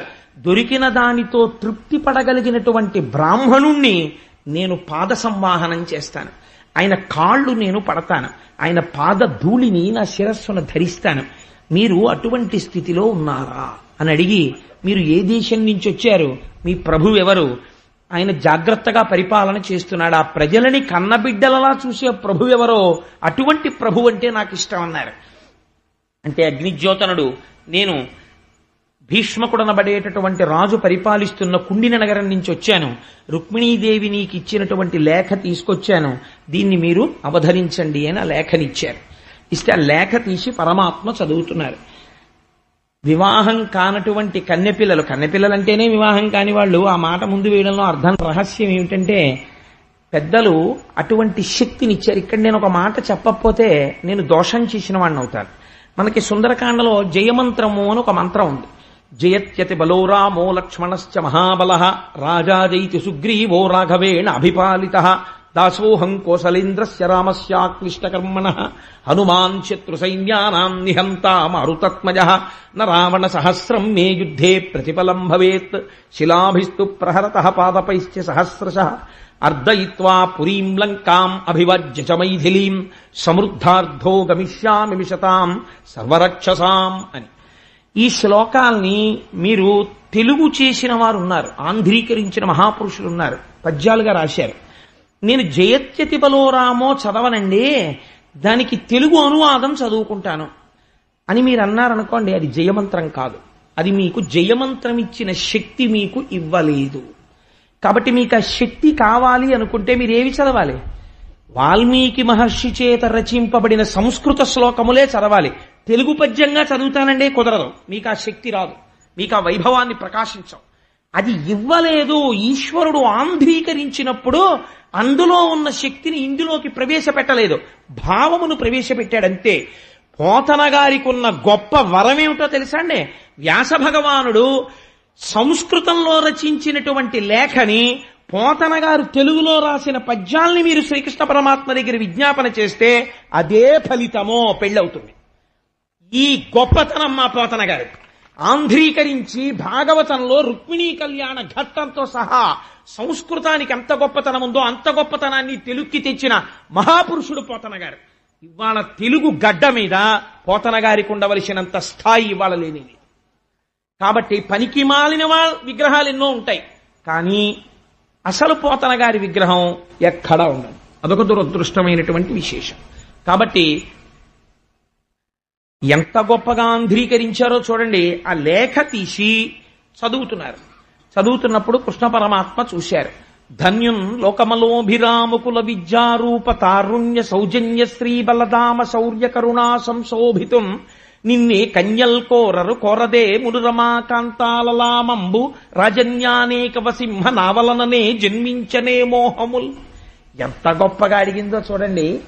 ఆ తల్లి అడిగేటప్పుడు ఏదో మొహమాటంగా ఇదేంటి అంటే లోపల ఉన్నటువంటి ధృతి, తాను తప్పు చెయ్యనప్పుడు, తాను చేస్తున్నది యథార్థం అనుకున్నప్పుడు అది ఆవిష్కరణలో బయటకు వస్తుంది. ఆవిడ ఎంత గొప్పగా రాసిందో చూడండి. ధన్యున్ లోకమనోభిరాము కుల విద్యారూప తారుణ్య సౌజన్య శ్రీ బల దాన శౌర్య కరుణా సంశోభితు.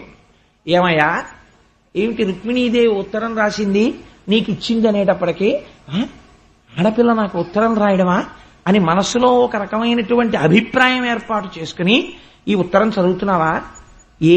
ఎందుకు రాయకూడదు? నువ్వు ధన్యున్ లోకమనోభిరాము, నువ్వు ధన్యుడవు, 10 మందిని ధన్యుణ్ణి చేస్తావు.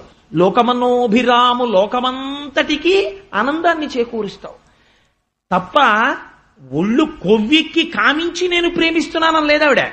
లోకమనోభిరామ విద్య రూప తారుణ్య సౌజన్య శ్రీ బల దాన శౌర్య కరుణ సంశోభితం. ఈ మాటలు చెప్పడంలో ఇవన్నీ విశేషణాలు తీసుకెడితే ఏమవుతుందో తెలుసా అండి?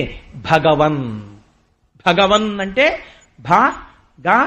వా ఐశ్వర్యము బలము జ్ఞానము శక్తి వీర్యము తేజస్సు షాడ్గుణ్య పరిపూర్ణుడు కళ్యాణగుణ సహితుడు హేయగుణ రహితుడు భగవానుడు. కాబట్టి ఇప్పుడు ఆవిడ భగవంతుని యొక్క గుణములను ఆవిష్కరిస్తోంది. ఆవిడ కామించిందా మోక్షం అడుగుతోందా? అంటే శ్రీ బలదాన శౌర్య కరుణా సంశోభితున్ నిన్నే కన్యల్ కోరరు. అందుకే రుక్మిణీ కళ్యాణం చేస్తే సర్వస్య శరణాగతి చేసినట్టు. కోట్ల జన్మల తర్వాత అదృష్టం వస్తుంది రుక్మిణీ కళ్యాణం పీటల మీద కూర్చోవడం. ఆ అదృష్టం దొరికిందంటే అది ఎక్కడో సుకృతం ఉంటే కూర్చుంటాడు. కేవలం పెళ్లి కోసం కూర్చోరు. నేను ఈ మాట ముందు చెప్తే గోపాలకృష్ణ గారికి ఇబ్బంది వస్తుందని ఆప్ చేశాను. కాబట్టి శ్రీ బలదాన శౌర్య కరుణా సంశోభితు నిన్నే కన్యల్ కోరరు కోరదేములు రమాకాంతాలలామంబు రాజన్యానేకవ సింహ నావలననే జన్మించనే మోహములు. ఏమయ్యా, నిన్ను మొట్టమొదట జ్ఞాపకం తెచ్చుకో. ఆ శ్రీ మహాలక్ష్మి కోరుకోలా? ఆనాడు క్షీరసాగరంలోంచి ఇలా బయటికి రాగానే ఒక్కసారి చూసి కటికవాడొకడు అని చెప్పి మిగిలిన వాళ్ళెవ్వరూ నాకు అక్కర్లేదు, ఇదిగో శంఖ చక్రములను ధరించినవాడు, చతుర్భుజుండు, పీతాంబరుండు, లోకములన్నింటినీ రక్షించేవాడు, విడంబరం చేయనివాడు, ఇటువంటి మహాత్ముణ్ణి నేను భర్తగా చేసుకుంటానని మా అందరికీ ఆదర్శమెవరు? లక్ష్మీదేవి నిన్ను కోరి కోరి ఆ రోజు పెళ్లి చేసుకోలా? కొరదేమును రమాకాంతాలలామంబు రాజన్యానేకవ సింహ నవలననే జన్మించనే మోహముల్. నేనే మొట్టమొదట ఇలా మోహంతో రాశాను ఉత్తరం అనుకుంటున్నావా? ఆనాడు లక్ష్మీదేవి నిన్ను వరించవా? అంటే ఇప్పుడు రుక్మిణీదేవి ఏ స్థాయిలో మాట్లాడుతోంది? లక్ష్మీదేవిగా మాట్లాడుతోంది. ఆవిడ నిత్యానపాయనిగా మాట్లాడుతోంది. అవతార ప్రయోజనాన్ని జ్ఞాపకం చేస్తోంది. అయా, నేను నీ పక్కన స్థానాన్ని కోరుకుంటున్నాను, నేను నీ వలన మోక్షమును కోరుకుంటున్నాను తప్ప నేను కోరుకుంటున్నది కేవలము కామోపభోగమై ఒక పురుషుణ్ణి ప్రేమించడాన్ని నేను కోరుకోవట్లేదు అని ఆ తల్లి వ్రతముల్ దేవగురుద్విజన్మబుధ సేవల్దాన ధర్మాదులన్ గత జన్మంబుల ఈశ్వరున్ హరిజగత్ కళ్యాణు కాంక్షించి చేసి తినేనిన్ వసుదేవనందనుడు నా చిత్తేశుడయుగాక నిర్జుతులైపోదురుగాక సంగరములో చేదీశ ముఖ్యాధముల్. ఒక విశేషణం వేసింది శిశుపాలుడికి, చేదీశ ముఖ్యాధముల్ అంది.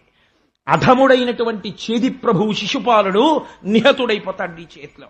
ఎందుకని అంటే ఎంత గొప్ప మాట చెప్తోందో చూడండి. ఇది కామంతో చెప్పేవాళ్ళైతే ఈ మాట అంటారండి. వ్రతముల్ దేవ గురు ద్విజన్మ బుధ సేవల్ దాన ధర్మాదులన్ గత జన్మంబుల ఈశ్వరున్ హరిజగత్ కళ్యాణు కాంక్షించి చేసి తినేనిన్. నేను కాని గత జన్మలలో ఎప్పుడైనా వ్రతం చేసిన దాననైతే, ఒక నోము చేసిన దాననైతే, ఒక మహానుభావుడైనటువంటి సద్గురువు పాదములు ఒత్తిన దాననైతే, మనస్ఫూర్తిగా వారి పాదములు పట్టి నమస్కరించిన దాననైతే, ఒకరికి పెట్టిన దాననైతే, పెట్టినప్పుడు లౌకికమైన కోరికలు కోరకుండా ఇది ఈశ్వరుడి యొక్క అనుగ్రహములకు పనికి వచ్చుగాక అని లోపల కోరుకున్న దాననైతే, నాకు అటువంటి పుణ్యమే ఉంటే నీ చేతిలో చేదీశుడు మరణించుగాక, నేను నీదాననవుదునుగాక. నేను నీదాననవుదునుగాక అంటే సరిపోతుంది కదా. శిశుపాలుడు మరణించాలని కోరుకోవడం ఎందుకండి? లేదా ఓడిపోవాలని కోరడం ఎందుకు? ఇందులో ఉంది రహస్యం అంతా. ఇప్పుడు మీరొక్కసారి వెనక్కి రండి. ఎవరు ఆ భీష్మకుడి కొడుకులు? 5. 5 పేర్లు ఏమిటి? రుక్మి, రుక్మబాహువు, రుక్మకేశుడు, రుక్మరథుడు, రుక్మనేత్రుడు, రుక్మిణి. 5 రుక్మంతోటే పేర్లు. రుక్మం అంటే బంగారము. బంగారం ఏం చేస్తుంది? లోభాన్ని కల్పిస్తుంది. 5 ఇంద్రియములు. ఈ 5 ఇంద్రియములు కళ్ళు, ముక్కు, చెవులు, నాలుక, స్పర్శేంద్రియము. ఈ 5 ఇంద్రియాలు ఎప్పుడు ఎవరిని కోరుకుంటాయి? చేది ప్రభువుని కోరుకుంటాయి. చిత్త ప్రభవమే కామము. కామాన్ని కోరుకుంటాయి. అంటే దాని మీద కోరిక, దీని మీద కోరిక, కళ్ళు దాన్ని చూద్దాం, చెవులు దీన్ని విందాం, ముక్కు దాన్ని వాసన చూద్దాం, ఎప్పుడూ కోరికలే. ఈ కోరికలు తీరాలని ఇంద్రియములు ఎప్పుడూ కూడా హాయిగా వెళ్ళి ఈశ్వరుడి తులసి వాసన చూద్దాం, వెళ్ళి చక్కగా రుక్మిణీ కళ్యాణం విందాం, అలా ఇంద్రియాలేం కోరవు. ఇంద్రియాణి బలిష్టాని నిర్యుక్తాని మానదా అపక్వస్య ప్రకుర్వంతి వికానాం స్థాననేకశః భ్రమన్ సర్వతీర్థేషు స్నాత్వా పునః నిర్మలం నమనో యావత్ తావత్ సర్వం నిరర్ధకం అంటాడు వ్యాసుడు దేవి భాగవతంలో. ఇంద్రియాల్ని అణచడం అంత తేలిక కాదు. లోకములన్నీయున్ గెలిచినాడవు ఇంద్రియానీకము చిత్తమున్ గెలువనేరవు నిన్ను నిబద్ధు చేయు భీషణ శత్రులార్వుర ప్రభిన్నుల చేసిన ప్రాణికోటిలో నీకు విరోధి లేడొకడు నిర్పుణ చూడుము దానవేశ్వర అంటాడు ప్రహ్లాదుడు హిరణ్యకశిపుడితో. ఇంద్రియాల్ని నిగ్రహించడం అంటే అంత తేలికైన విషయం కాదు. పావుని పట్టుకోవచ్చేమో చేత్తో, ఇంద్రియాలు విచ్చలవిడిగా పరిగెడుతుంటే వెనక్కి తీయండి. ఎంత కష్టమో ఇంద్రియాల్ని వెనక్కి తీయడం. కాబట్టి ఈ 5 ముందు పుట్టిన వాళ్ళు ఇంద్రియాలు. వీళ్ళు శిశుపాలుడంటే చేది ప్రభు కామం. వీళ్ళు ఎప్పుడు రుక్మిణి అంటే బుద్ధి, మనస్సు.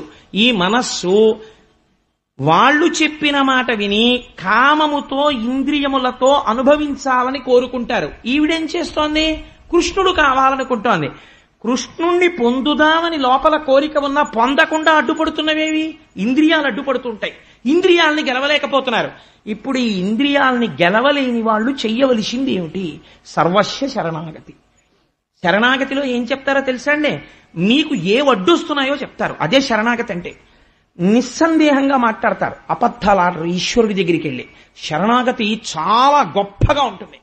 దుర్జటి కాళహస్తీశ్వర శతకం వింటే మీరు తెల్లపోతారు. శ్రీకాళహస్తీశ్వరుడు ముందుకెళ్ళి సంధ్యావందనం చేసి ఒళ్ళంతా పిండికట్లు పెట్టుకుని పరమశివుడి దగ్గరికి వెళ్ళి కాళహస్తీశ్వర లింగం ముందు నిలబడి ఆయన ఒక మాట చెప్పాడు. కాయలు కాచిపోయినదిలే కాయము. రాత్రి నేను ఎంతమంది వేశ్యలతోనో ఆనందం అనుభవించాను. వాళ్ళందరూ నా ఒళ్ళు గిల్లేరు. ఈశ్వర, ఈ ఒళ్ళు కాయలు కాసిపోయింది. మళ్లీ చీకటి పడితే మళ్లీ వేశ్యాగృహాలకు వెళ్ళిపోతున్నాను. పుట్టినది బ్రాహ్మణ వంశంలో. సూర్యోదయం అయితే నేను ఇంతటి మహాభక్తుణ్ణి, సూర్యాస్తమయం అయితే నా మనస్సుని నిగ్రహించలేకపోతున్నాను. ఈ శరీరం కాయలు కాసిపోయింది వాళ్ళు గిల్లితే. అయినా నా కామము మాత్రము తీరట్లేదు శంకర. ఇంకా వేశ్యల దగ్గరికి వెళ్ళమంటోంది. దీని తుళ్ళనసవే శ్రీకాళహస్తీశ్వర, ఈ మనసు తుళ్ళనిచ్చి నీ పాదముల దగ్గర పెట్టుకోవయా అని కోరుకున్నాడు తప్ప ఈశ్వరుడి దగ్గరికి వెళ్ళి మంచివాళ్లే యాక్షన్ చేయలేదు. ఈ శరణాగతి అంటే. శరణం తరుణేందు శేఖర శరణం మే గిరిరాజ కన్యక శరణం పునరేవతా ఉభౌ శరణం నాన్యతుపైమి దైవతం అజ్ఞానినా మయా దోషాన శేషాన్ విహితాన్ హరే క్షమస్వత్వం క్షమస్వత్వం శేషశైల శిఖామణి. ఎన్ని దోషాలు చేశాను. అంగీకరించడం శరణాగతి. ఇప్పుడు అమ్మవారు చెప్తోంది, ఈ ఇంద్రియములను నేను గెలవలేకపోతున్నాను, నేను శరణాగతి చేస్తున్నాను. ఈశ్వర, నువ్వేం చెయ్యాలి? నువ్వే ఈ ఇంద్రియముల యొక్క త్రుళ్ళనచాలి. నువ్వే వచ్చి నన్ను తీసుకెళ్ళాలి. నన్ను నిదానము చేసుకోవాలి. నేను నిదానము కాలేను. ఈ ఇంద్రియాలు అడ్డుపడుతున్నాయి. ఇవి ముందున్న 5 రుక్మ సంబంధమైనటువంటి నామం ఉన్న వాళ్ళు అడ్డుపడ్డమంటే. కాబట్టి ఏమవుతోంది? ఈ మాట చెప్పి అంకిలి చెప్పలేదు చతురంగ బలంబులతోడ నెల్లియో పంకజనాభ శిశుపాల జరాసుతులం జయించి నా వంకకు వచ్చి భవదీయ శౌర్యమే అంకువ చేసి కృష్ణ పురుషోత్తమ చెకుని పొమ్ము వచ్చేదను. నా రాక్షస వివాహమునన్ కొనిపోవు నన్ను. ఎలా తీసుకెళ్లాలో తెలుసా? అంకిలి చెప్పలేదు చతురంగ బలంబులతోడ నెల్లియో పంకజనాభ. నువ్వు చతురంగ బలాలతో రావాలి. ఈశ్వర సంబంధమైనటువంటి గుణాలు నాయందు ప్రవేశపెట్టాలి. నేను పెట్టుకోలేకపోతున్నాను. నువ్వే నా దగ్గరికి రావాలి. నువ్వే ప్రవేశపెట్టాలి. నన్ను ధన్యురాల్ని చెయ్యాలి. చేసి నాకున్నటువంటి అరిషడ్వర్గములను అణచాలి. ఇంద్రియ లౌల్యమును తగ్గించాలి. తగ్గించి నన్ను నీదాన్ని చేసుకోవాలి. లోపలి సౌధంబులో వర్తింపగా నిన్ను తేవచ్చునే ఎట్లు తెత్తునేని కావలివారల గలబంధువుల చంపి కాని తేరాదని కమలనయన భావించితేని ఒక ఉపాయంబు చెప్పెద ఆలించు. కులదేవయాత్ర చేసి పెండ్లికి ముంద నగరు వెల్వడి నగజాతకను మొక్క పెండ్లికి మునువడ పెండ్లి కూతురు నెలమి మావారు పంపగ నేను ఎట్లు భూతనాథు సతికి మొక్కంగ వచ్చెదను ఆ సమయమున నీవు నన్ను కొనిపొమ్మున వార్గ్య చరిత. ఎంత గొప్ప పద్యం చెప్పిందో చూడండి తల్లి. లోపలి సౌధంబులో వర్తింపగా నన్ను తేవచ్చునే అట్లు తెత్తునేని కవలివారల కలబంధువుల చంపి కాని చారాదని కమలనయన భావించితేనే ఒక ఉపాయంబు చెప్పెద ఆలింపు. రుక్మిణి, నువ్వు చెప్పావు బానే ఉంది. నిన్ను నాదానిగా నేను చేసుకోవాలంటున్నావు. నువ్వు నన్ను పొందలేనంటున్నావు. అంతవరకు బాగుంది. కానీ నిన్ను నాదాన్ని చేసుకోవాలంటే నువ్వు కన్యకామణివి. నువ్వు వీధుల్లో నిలబడి బాల్కనీలో నిలబడి ఉండవుగా. ఎక్కడో అంతఃపురంలో సౌధంలో ఉంటావు. నీదాకా వచ్చి నిన్ను నేను తీసుకెళ్లాలంటే ఎందరినో చంపాలి. చంపేటప్పుడు నువ్వే చెప్తున్నావు నీ అన్నలే నీకు ప్రతిబంధకాలని. వాళ్ళని చంపవలసి ఉంటుంది. అడ్డొస్తే భీష్మకుణ్ణి చంపవలసి ఉంటుంది. మరి ఎలా? అప్పుడు ఇంతమంది తెగటారిపోయాక వాళ్ళ శవాలు చూసి అయ్యయ్యో ఇంతమందిని చంపేశారా, నా కోరిక వల్ల ఇలా అయిపోయిందా అని మళ్ళీ నీకు మోహబుద్ధి ఏర్పడితే అంటావేమో కృష్ణ. నీకు ఉపాయం చెప్తానంది అమ్మవారు. ఏమిటా ఉపాయం? మా వాళ్ళు పెళ్లికి ముందు నన్ను ఊరికి చివర ఉన్నటువంటి పరమశివుని యొక్క ఇల్లాలైన పార్వతీదేవితో కలిసి కూర్చున్నటువంటి మహాదేవుడైనటువంటి శంకరుడి ఆలయానికి పంపిస్తారు. అక్కడికి వచ్చి నేను అందరికీ పసుపు కుంకాలివ్వగలిగిన ఆ తల్లి సర్వమంగళాదేవిని అర్చన చేస్తాను. ఆ సమయంలో నా పక్కన కొద్ది బలం మాత్రమే ఉంటుంది రక్షణగా. అప్పుడు నువ్వు వచ్చి నన్ను చూడ్డానికి నిలబడినట్టు నిలబడి నీ రథం ఎక్కించుకుని తీసుకెళ్ళిపో. అప్పుడు ఏదో కొద్ది మంది ఉంటారు, చంపినా నష్టమేముంది, ఇబ్బంది లేదు, పైగా తీసుకెళ్లిపోతుండగా నీ వేగం ఎవడందుకుంటాడు, అందుకని నువ్వు నన్ను అలా తీసుకెళ్ళు. ఉపాయం కూడా బోధ చేసిందమ్మా. అంటే ఎంత చిత్రంగా ఉంటుందంటే ఈశ్వరుడికి సలహా చెప్తారు వాళ్ళు. అమ్మవారు చెప్పడంలో రహస్యం ఏమిటో తెలుసా అండి, ఇది సర్వస్వ శరణాగతి. కాబట్టి మనస్సు అనేది ఎప్పుడు ఒక గుణంతో ఉండదు. తమోగుణ, రజోగుణ, సత్వగుణాలు మారి మారి ఉద్భుతమవుతూ ఉంటాయి. నా యందు సత్వగుణం ఉన్నప్పుడు ఆ చిన్న లక్షణాన్ని ఆసరా చేసుకుని ఎప్పుడో నేను ప్రశాంతంగా ఈశ్వరుడు గురించి వింటూ ఉండగా, ఆలోచిస్తుండగా చాలు ఈ పుణ్యం అని ఈ పుణ్యాన్ని అడ్డుపెట్టి నన్ను నువ్వు తీసుకెళ్ళిపో. కేదారాది సమస్త తీర్థములు కోర్కెం చూడబోనేటికిన్ కాదా ముంగిలి వారణాసి కడపే కైలాస శైలంబు నీ పదధ్యానము సంభవించినప్పుడే అజ్ఞాన లక్ష్మి దారిద్ర్యులు కార్యలోకులకటా శ్రీకాళహస్తీశ్వర అంటాడు దుర్జటి. ఎంత గొప్ప మాట అండి నిజంగా. కేదారాది సమస్త తీర్థములు కోర్కెం చూడబోనేటికిన్. ఎందుకురా కేదారాది తీర్థాలకు పారిపోతారు?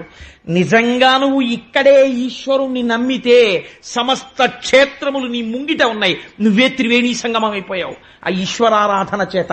అందుకని నువ్వు ఆ స్థితిని పొందాలి. నువ్వు తీర్థాల వెంట తిరిగితే నీకు ఎప్పటికి వస్తుంది ఆ స్థితి అని అడిగినట్టు అమ్మవారు నాయందు చిన్న సత్వగుణం ఉన్నప్పుడు దాన్ని అడ్డుపెట్టి నన్ను తీసుకెళ్ళవయ్యా. అప్పుడు మిగిలినటువంటి ఆసురీ లక్షణములు కొంచెం అణిగి ఉంటాయిగా. ఏ పురాణం వింటున్నప్పుడో, ఏ గుళ్ళో ఉంటున్నప్పుడో భగవంతుడి మీద మనస్సు నిశ్చలంగా ఉంటుంది కదా. అప్పుడు రజోగుణ తమోగుణ ప్రకోపం తక్కువగా ఉంటుంది కదా. అప్పుడు నన్ను అమాంతం తీసుకెళ్ళిపో అని తల్లి ఆ శరణాగతిలో ఈశ్వరుణ్ణి తొందరగా చేరుకోవాలన్న తాపత్రయంలో తనకి ఉండిపోయిన చిన్న మంచితనం ఏదో దాన్ని అడ్డుపెట్టి దానితో తీసుకెళ్లమని ఈశ్వరుణ్ణి ఆరాధన చేసి విజ్ఞాపన చేసుకుంటోంది. నిన్న మీకు చెప్పాను, శ్రీశైలేషు భజింతునో యభవు కాంచీనాథు సేవింతునో కాశీవల్లభు కల్వబోధన మహాకాళేషు పూజింతునో నా శీలం వణువైన మేరువణుచున్ రక్షింపవే నీ కృపా శ్రీ శృంగార విలాస హసములచే శ్రీకాళహస్తీశ్వర అంటాడు దుర్జటి. నదింత చిన్న పుణ్యం ఉంటే నీకు ఎవరడ్డొచ్చారు? అమ్మో అమ్మో అమ్మో వాడు ఎంత పుణ్యం చేశాడో, ఎంత పుణ్యం చేశాడో అని నన్ను తీసుకెళ్ళిపో.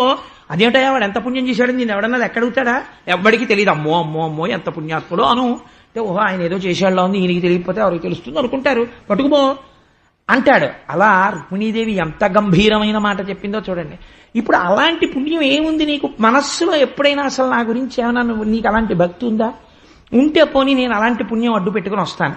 అలాంటిది నీకేముందో కోరిక నాకు చెప్పు అంటాడేమోనని ప్రాణేశ నీమంచు భాషలు వినలేని కర్ణరంధ్రంబుల కలిమియేల భువనమోహన నిన్ను పొడగానగానేని చక్షురింద్రియముల సత్వమేల నీరజాతనయన నీవనమాలికా గంధమబ్బలేని ఘాణమేల దైత నీయధరామృతంబానగాలేని ఈ జన్మకు చరితార్థమేల పురుషరత్నమ నిన్ను భోగింపగాలేని తనులతవలని సౌందర్యమేల నీరజాతనయన నీవనమాలికా గంధమబ్బలేని ఘాణమేల ధన్యచరిత నీకు దాస్యంబు చేయని జన్మమేల వేయి జన్మములకు. ఇది నాకున్న అర్హత అన్నాడు. ప్రాణేశ నీమంజు భాషలు వినలేని కర్ణరంధ్రంబుల కలిమియేల. నేను నాకున్న పుణ్యం ఏమిటో తెలుసా? నేనేం చేశానని అడక్కు, నాకు ఎలా ఉండాలనుకుంటున్నానో విను. ఇది నాకున్న పుణ్యం ఏమిటో తెలుసా? ప్రాణేశ, ప్రాణమునకు ఈశ్వరుడా, ప్రాణసమానుడా, నాకున్న కోరిక నీ గురించి వినలేని, నీ మాటలు వినలేని ఈ చెవులు ఉంటే ఎంత, ఊడిపోతే ఎంత. శిశుపాలుడు నీ గురించి మాట్లాడ్డావు, నీకు శత్రువు. నాకందుకు ఆయన భర్తృత్వం అక్కర్లేదు. నిన్ను చూడ్డానికి పనికిరాని ఈ కళ్ళు ఉంటే ఎంత, ఊడిపోతే ఎంత. నాకు నిన్ను చూడాలనుంటుంది ఎప్పుడు. కాబట్టి దైత నీయధరామృతం బానగాలేని జింహకు పలరుచి సిద్ధియేలా. నాకు ఎప్పుడూ కూడా నీ అధరామృత పానం చెయ్యాలని ఉంటుంది. అంటే ఏమంటే మరి అందరికీ అలా ఎలా కుదురుతుందండి అని మీరు నన్ను అడగచ్చు. ఈశ్వరుడికి మీరు ఏది తిన్నా నివేదన చేసి తింటే అది మీ ఈశ్వరుడికి ఉచ్చిష్టమే కదండి. అప్పుడు మీరు అధరామృత పానం చేయట్లేదు. కాబట్టి ఏది తిన్నా నేను తింటున్నానని కాకుండా ఇది ఈశ్వరానుగ్రహంగా తింటున్నానని ప్రసాద బుద్ధితో తినడం. దైత నీయధరామృతం బాలగాలేని జింహకు పలరుచి సిద్ధియేలా పురుషరత్నమ నిన్ను భోగింపగాలేని తనులతవలని సౌందర్యమేలా. నీ భోగమందనటువంటి ఈ తనులతవలని సౌందర్యమేలా. నీ భోగమందనం అంటే ఈశ్వరుడు యొక్క సేవ చేయనటువంటి శరీరం. మీరు చూడండి, ఒక పల్లకీ సేవ జరుగుతుంటుంది. ఒక పల్లకీ సేవ జరుగుతుంటే ఆర్తి ఉండాలి, నా మూపురం మీద ఈశ్వరుణ్ణి వహించాలి నేను అని. మీరు చేశారా చెయ్యలేదా ఈశ్వరుడు చూడండి, మీరు చెయ్యాలన్న ఆర్తి చూసి ఆయన ఎక్కువ మార్కులు వేస్తాడు. పసుపు కొమ్ములు దంపాలని ఆర్తి పడిపోయి లైన్లోకి వెళ్ళి నిలబడి ఇంతమంది దంపడం కుదరదమ్మా వెళ్ళి కూర్చోండి అంటే అయ్యో నాకు దక్కలేదే అని మనస్సులోనే ఆ పసుపు కొమ్ములు దంపుకున్న స్త్రీ ఉందే ఆవిడికి ఎక్కువ మార్కులు పడతాయి. రుక్మిణీ కళ్యాణం చెప్తున్నవాడు అలా చెప్పకపోతే వాడు అబద్ధాలు చెప్తున్నట్టు. రుక్మిణీదేవి చెప్తోంది ఈ మాట. ఏమని చెప్తోంది? పురుషరత్నమ నిన్ను భోగింపగాలేని తలునత వల్లది సౌందర్యమేల, నీరజాతనయన నీవనమాలిక గంధమబ్బలేని ఘ్రాణమేల. ఇంద్రియాలు ఇలా ఉండాలని ఈవిడు కోరుకుంటోంది, ఇంద్రియాలు చైజ్యుడికి లొంగి ఉండాలని రుక్మి కోరుకుంటున్నాడు. ఇది తేడా. కాబట్టి నాకేం కోరికుంది? నిరంతరము నిన్ను గాఢాలింగనం చేసుకుని నీ మెడలో ఉన్నటువంటి వనమాల వాసన చూడాలని నాకు కోరిక. ధన్యచరిత నీకు దాస్యంబు చేయని జన్మమేలవే ఈ జన్మములకు. ఎన్ని జన్మలెత్తితే ఎందుకు, ఎంత పెద్ద పెద్ద శరీరాలు వస్తే ఎందుకు, నీ సేవ చేయనప్పుడు దిక్కుమాల శరీరం ఉంటే ఎంత, ఊడిపోతే ఎంత. అందుకని నాకు నీ సేవ చెయ్యాలనుంది. ఏనీ గుణంబులు కర్ణేంద్రియములు శోక దేహతాపంబులు తీరిపోవు, ఏనీ శుభాకారమిక్షింప కన్నులక కిలార్థ సంపదల్ కలుగుచుండు, ఏ నీల సన్నామమే ప్రొద్దు భక్తితో చింతింప బంధ సంతతలు వాయు, ఏ నీ చరణ సేవలే ప్రొద్దు చేసిన భవనోన్నతత్వంబు పొందగలుగు. అట్టి నీయందు నా చిత్త మనవరతము నచ్చియున్నది నియాన ననలేదు, కరుణ చూడుము కంసారి కలువిదారి శ్రీయుతాకార మననీ చిత్తచోర. తల్లంటుంది అలా అనుభవించాలి, అలా పూలదండ వాసన చూడాలి, అలా నా ఉచ్చిష్టం తినాలని నీకెందుకు కోరిక అంటావేమో. ఏనీ గుణంబులు కర్ణేంద్రియములు శోక దేహతాపంబులు తీరిపోవు. లేఖలో దీన్ని మొదటి పద్యంగా రాస్తుంటారు. ఏనీ గుణంబులు కర్ణేంద్రియములు శోక దేహతాపంబులు తీరిపోవు. ఈశ్వర నీ గుణములను వింటుంటే సంసార భ్రమణ పరితాపోపశమనం వసంతీ మచ్చేతో రథభువి శివానందలహరి అంటారు జగద్గురువులైన శంకర భగవత్పాదులు. ఈశ్వరుడి కథలు వింటుంటే సంసారములో తిరిగి తిరిగి తిరిగి తిరిగి ఏర్పడినటువంటి తాపము ఉపశాంతి పొంది మనస్సు చల్లపడి హాయిగా ఉంటుంది. అందుకని ఈశ్వర ఎనీ గుణంబులు కర్ణేంద్రియములు శోక దేహతాపంబులు తీరిపోవు, ఏనీ శుభాకారమిక్షింప కన్నులక కిలార్థ సంపదల్ కలుగుచుండు. ఒక్కసారి ఆ వెంకటాచల ప్రభువు ముందుకెళ్లి నిలబడి ఆపాదమస్తకం ఆయన పాదముల మీదున్న తొడుగులు, ఆయన కట్టుకున్నటువంటి పెద్ద జరియంచు పంచ, ఆ వేసుకున్నటువంటి పెద్ద సాలగ్రామాల మాల, దాని మించి వ్రేలాడుతున్నటువంటి పుష్పమాలలు, బలిష్టమైనటువంటి తొడలు, ఆ నందక ఖడ్గం, బయటికి కనపడేటటువంటి పిడి, ఆ మోకాళ్ల మీద పెట్టుకున్నటువంటి మంజీరములు, పాదములకు పెట్టుకున్నటువంటి కడియాలు, నడువుకు పెట్టుకున్నటువంటి గజ్జల వడ్డాణం, దానికి ఉన్నటువంటి చిరుగంటలు, సన్నటి నడుము, చక్కటి నాభి, కొద్దిగా ఇలా పక్కకి వంగి విశాలమైన వక్షస్థలము, ఇటు శ్రీదేవి భూదేవి వాళ్ళకి చుట్టినటువంటి కనకాంబరాల మాలలు, బలిష్టమైన భుజమూపురములు, ఈ కుడి చేతిలో చక్రం, ఎడం చేతిలో శంఖం, ఆ వెనకాతల ఆ శంఖ చక్ర గదా పద్మములను పట్టుకుని చతుర్భుజుడై ఇలా ఒక చెయ్యి, ఇలా కుడి చెయ్యేమో తన పాదములు చూపిస్తుంటే,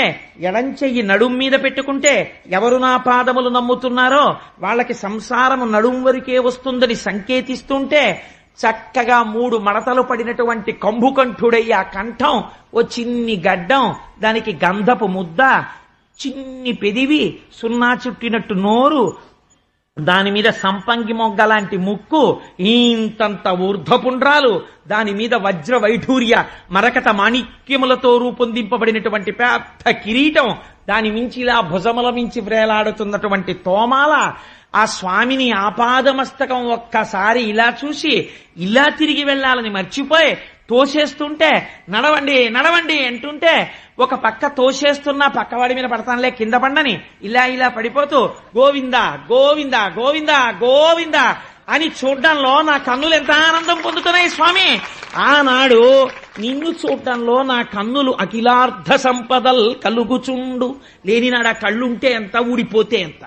కాబట్టి అఖిలార్థ సంపదల్ కలుగుచుండు, ఏ నీల సన్నామ మే ప్రొద్దు భక్తితో చింతింప బధ సంతతులు వాయు, ఏనాడు నీ నామాన్ని నేను ప్రేమతో పిలుస్తున్నానో ఆనాడు ఒక్కసారి రామా అని పిలిచినంత మాత్రం చేత అగ్నిబీజ అమృత బీజ అనుసంధానము కావడం చేత నాలో ఉన్న పాపరాశిని దగ్ధము చేయగలిగినటువంటి నీ నామమును ప్రేమగా పిలిస్తే సంసార పాశములు తెగిపోయి పునరావృత్తి రహిత శాశ్వత శివ సాయుధ్య స్థితిని ఇయ్యగలిగినటువంటి నీ నామాన్ని పలకగలిగిన నాడు నా నోరు ఆనాడు అది వైభవాన్ని పొందుతోంది.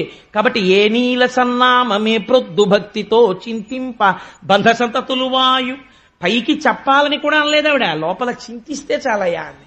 ఏ నీ చరణ సేవలే ప్రొద్దు చేసి నభవనోన్నతత్వంబు పొందకలుగు. ఎంత గొప్ప మాట వేసేశారండి పోతన గారు. ఎవడికి కావాలండి భువనోన్నతత్వం? ఇంద్రబలం ఎవడికి కావాలి? మొన్నటి రోజున చతుర్ముఖ బ్రహ్మగారు వచ్చి అడిగాడు, ఎవడికి కావాలయా?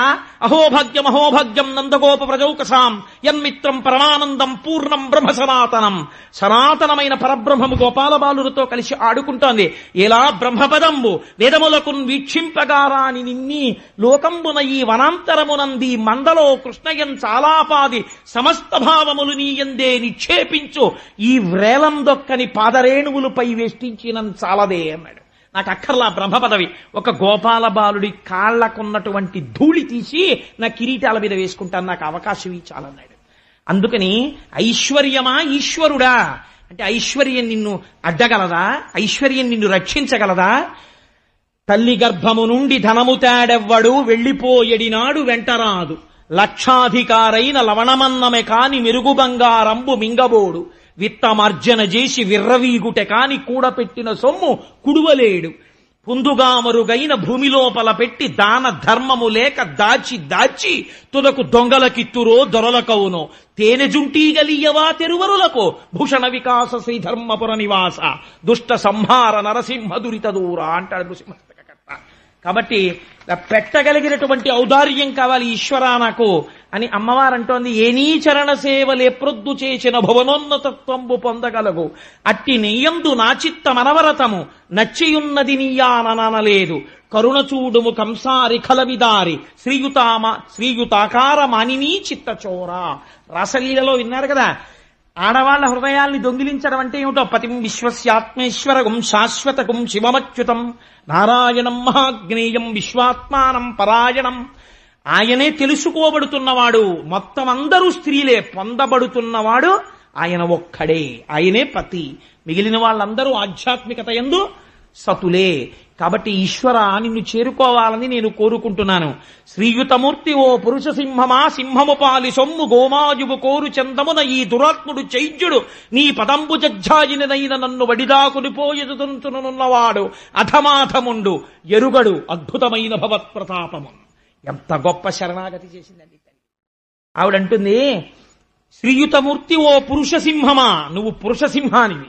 గోమాయువు కోరు చందమున, సింహము తినవలసినటువంటి పదార్థాన్ని ఒక నక్క తిందామనుకుంటే సింహం ఎలా చీల్చేస్తుందో అలా నీకు చెందవలసిన నన్ను శిశుపాలుడు పెళ్లి చేసుకోవాలనుకుంటున్నాడు.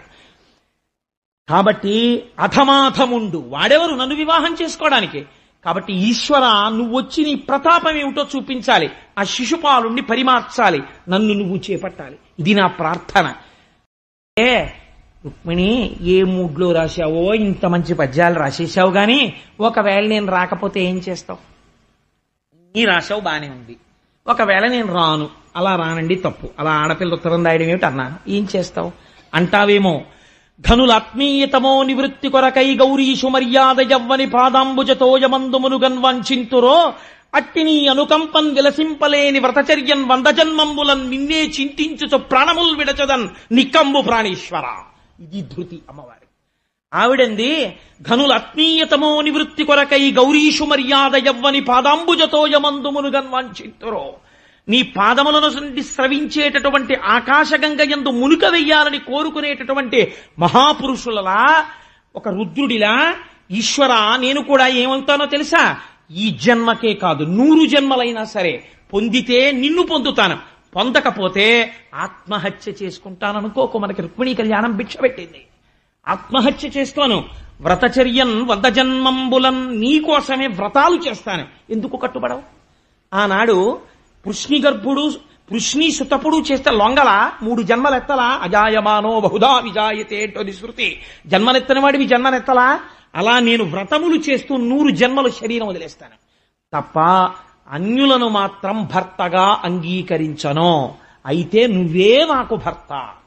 ఈ పద్యాలు చదివేటండి స్వామి. చదివి ఆ లేఖ చుట్టేసి వెంటనే అన్నారు అగ్నిజ్యోత నుండి చూసి, ఈ పిల్ల నాకు రాయడం కాదు, ఈ పిల్ల గురించి నేను ఎప్పుడూ విని రాత్రులందు నిద్రపోగొట్టుకుంటున్నాను. రుక్మిణీదేవిని వివాహం చేసుకోవాలని యథార్థంగా నేను ఏవీ లేనివి కల్పించి చెప్పన. భాగవతంలో కావాలంటే మీరు ఇంటికెళ్ళి దశమస్కందంలో రుక్మిణీ కళ్యాణ ఘట్టంలో ఈ మాట ఉందో లేదో చూడండి. ఎందుకని మీకు 10 మాటలు చెప్పాను ఈ మాట. జ్యోతిర్లింగము అంటే చీకటిని పోగొట్టున్నది.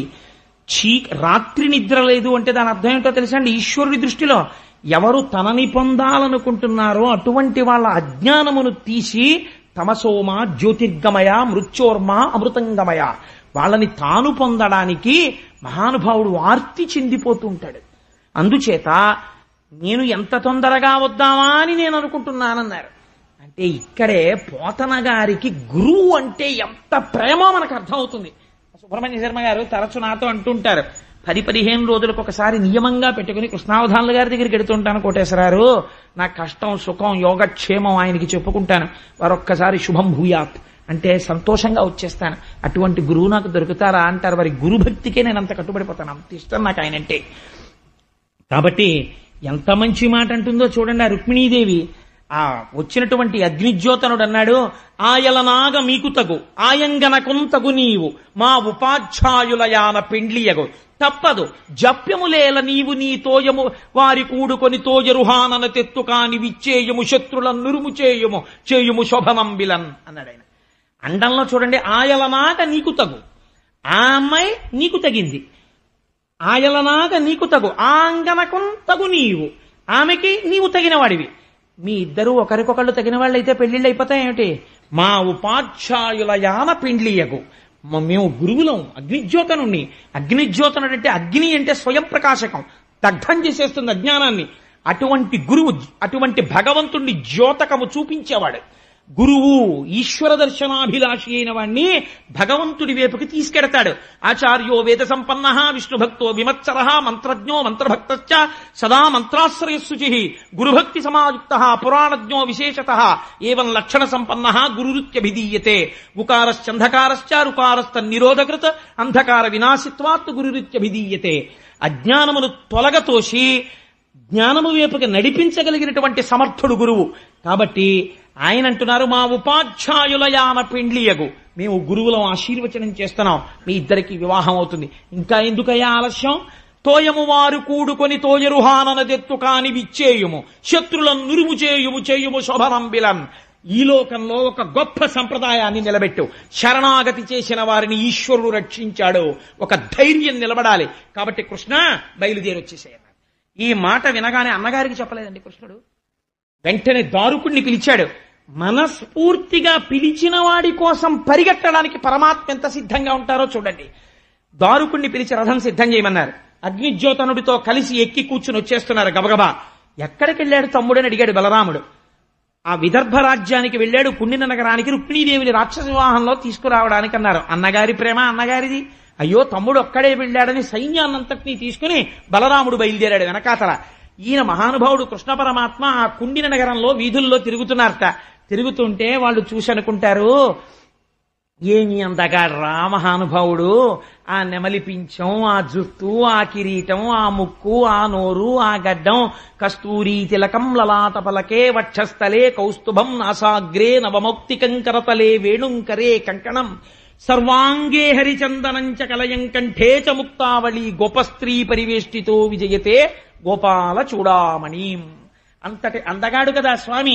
అందుకని ఆయన్ని చూసి ఎంత అందంగా ఉన్నాడు అని నిజంగా ఈ వీళ్ళిద్దరికే వివాహం జరిగితే అని పొంగిపోతున్న సమయంలో లోపల పాపం రుక్మిణీదేవి కంగారు పడుతోంది. నిజంగా అసలు నాకు వివాహం జరుగుతుందా? ఈ అగ్నిజ్యోతనుడు వెళ్ళాడా? పూర్వకాలంలోనండి రుక్మిణీ కళ్యాణంలో పద్యాలు ఎవరైనా చదివితే అందరి నోళ్లు కదులుతూ కనపడేవి. ఎందుకని ఆంధ్రదేశంలో ఆ పద్యాలు తెలియనటువంటి వాళ్ళు లేరు. ఇప్పటికీ చాలా మంది ఉన్నారు. ఈ సభలో ఆ పద్యాలు వచ్చిన వాళ్ళు ఉన్నారు. కానీ వాళ్ళు ఎందుకు కదపట్లేదు అంటారేమో ఒక మర్యాదకి. అయ్యో మనం ఎందుకు అలా వెంటపడినట్టు అని కదపట్లేదు. కానీ నాకు తెలుసు ఈ సభలో చాలా మందికి ఆ పద్యాలు వచ్చినవే. కాబట్టి ఘనుడాభూసురుడేగెనో నడుమ మార్గాశ్రాంతుడై చిక్కెనో విని కృష్ణుండిది తప్పుగా తలచనో విచ్చేశనో ఈశ్వరుండనుకూలింప తలంచునో తలపడో ఆర్యామహాదేవియున్ నరు రక్షింప నిరుంగునో ఎరగదో నా భాగ్యం ఇట్లున్నదో. ఆ వెళ్ళినటువంటి వాడు మహానుభావుడు ఘనుడా భూసురుడేగెనో, వెళ్ళాడో లేదో అగ్నిజ్యోతనుడు, మార్గమధ్యంలో ఏమైనా ప్రయాణపు బడలకని పొందాడో, ఒకవేళ నిజంగా అంతఃపురంలోకి వెళ్లి కృష్ణ పరమాత్మకి నేను రచించినటువంటి లేఖని ఇచ్చినప్పటికీ ఆడపిల్ల ఇలా రాయడం ఏమిటి ధూర్తతనంతో రానన్నాడో, నా భాగ్యం ఎట్లున్నదో, నేను కృష్ణుణ్ణి పొందగలనో పొందలేనో అని ఆవిడ వ్యాకులత చెందుతోంది. ఇళ్ళనుకుంటున్నారు, ఊళ్ళో ఉన్నారు. తగు నీ చక్రి విదర్భరాజసుతకున్ తజ్జంబు వైదర్భియున్ తగు నీ చక్రికి ఇంత మంచి తగునే దంపత్యమీ ఇద్దరిన్ తగులంగట్టిన బ్రహ్మ నిర్పరి గదా దర్పాహ తారాతియై మగడవుగావుట చక్రీసుతతికిన్ మా పుణ్యమూలంబునన్. పూర్వం వివాహ వేదిక మీద పెళ్లి కొడుకు పెళ్లి కూతురు కనపడితే పెద్దవాళ్ళ దగ్గరికి వెళ్ళి ఏం అమ్మమ్మ బాగున్నారా నీ మనవడు మనవరాలు అన్నారు అనుకోండి. లేకపోతే ఎవరైనా పెద్దవాళ్ళ దగ్గరికి వెళ్ళి ఏం పిన్ని ఎలా ఉన్నారు నీ మనవడు మనవరాలు అన్నాడు అనుకోండి, కన్యాదాత గారు వెంటనే ఏమనేవారో తెలుసా అండి, బాగుండకపోవడం ఏమిట్రా తగునీ చక్రి అన్నట్టున్నారనేవారు. తగునీ చక్రి విదర్భరాజసుతకు తజ్జంబు వైదర్భియం తగునీ చక్రికి. ఈ మాట అనడానికి లోపల చాలా సంస్కారం ఉండాలి. చాలా మంది తెలివి తక్కువ వాళ్ళు మాట అంటుంటారు, ఎంత అదృష్టవంతురాలో ఆవిడ ఆయన్ని పొందింది అంటారు. అలా అంటే ఏమిటో తెలుసా అంటే దాని అర్థం ఆయన దురదృష్టవంతుడు ఈవిడ్ని పొందాడు అని కదా. దాంపత్యంలో మాట్లాడేటప్పుడు ఎలా మాట్లాడాలో తెలుసా అండి, వివాహ వేదిక దగ్గరికి వెళ్ళినప్పుడు కళాభ్యాం చూడాలంకృత శశికళాభ్యాం నిజతపఫలాభ్యాం. శంకరాచార్యులు వారిని చూసి నేర్చుకోవాలి. చేసేది శివానందలహరి. ఒండొరులు ఒకరి తపమునకొకరు ఫలమైనారు అన్నారు. భార్యాభర్తల మధ్యలోకి వెళ్ళడానికి వీల్లేదు శాస్త్రంలో. ఎంత గొప్పగా మాట్లాడుతున్నారో చూడండి పోతన గారు. తగునీ చక్రి విదర్భరాజసుతకు తజ్జంబు వైదర్భియుం తగునీ చక్రికి ఇంత మంచి తగునే దాంపత్యమీ ఇద్దరిం తగులంగట్టిన బ్రహ్మ నెర్పరి కదా దర్పాహతారాతియై మగడవుగావుట చక్రీ సుదతికిన్ మా పుణ్య మూలంబునన్. ఇది అనిపించుకోవలసిన మాట. నిజంగా చతుర్ముఖ బ్రహ్మగారు ఎంత గడుసువాడో. కృష్ణుడి కోసం రుక్మిణిని పుట్టించాడు, రుక్మిణి కోసం కృష్ణుడిని పుట్టించాడు. వీళ్ళిద్దరూ పక్క పక్కన కూర్చుంటే దంపతులైతే ఎంత బాగుంటుందో. నీలతో జద మధ్యస్థ విద్యుల్లేకే భువాస్వర అన్నట్టుంటారు. కానీ రుక్మి మరి శిశుపాలుడికి ఇచ్చి చేస్తానంటున్నాడు. వెంటనే వాళ్ళు అన్నారు ఇది ఔదార్యం.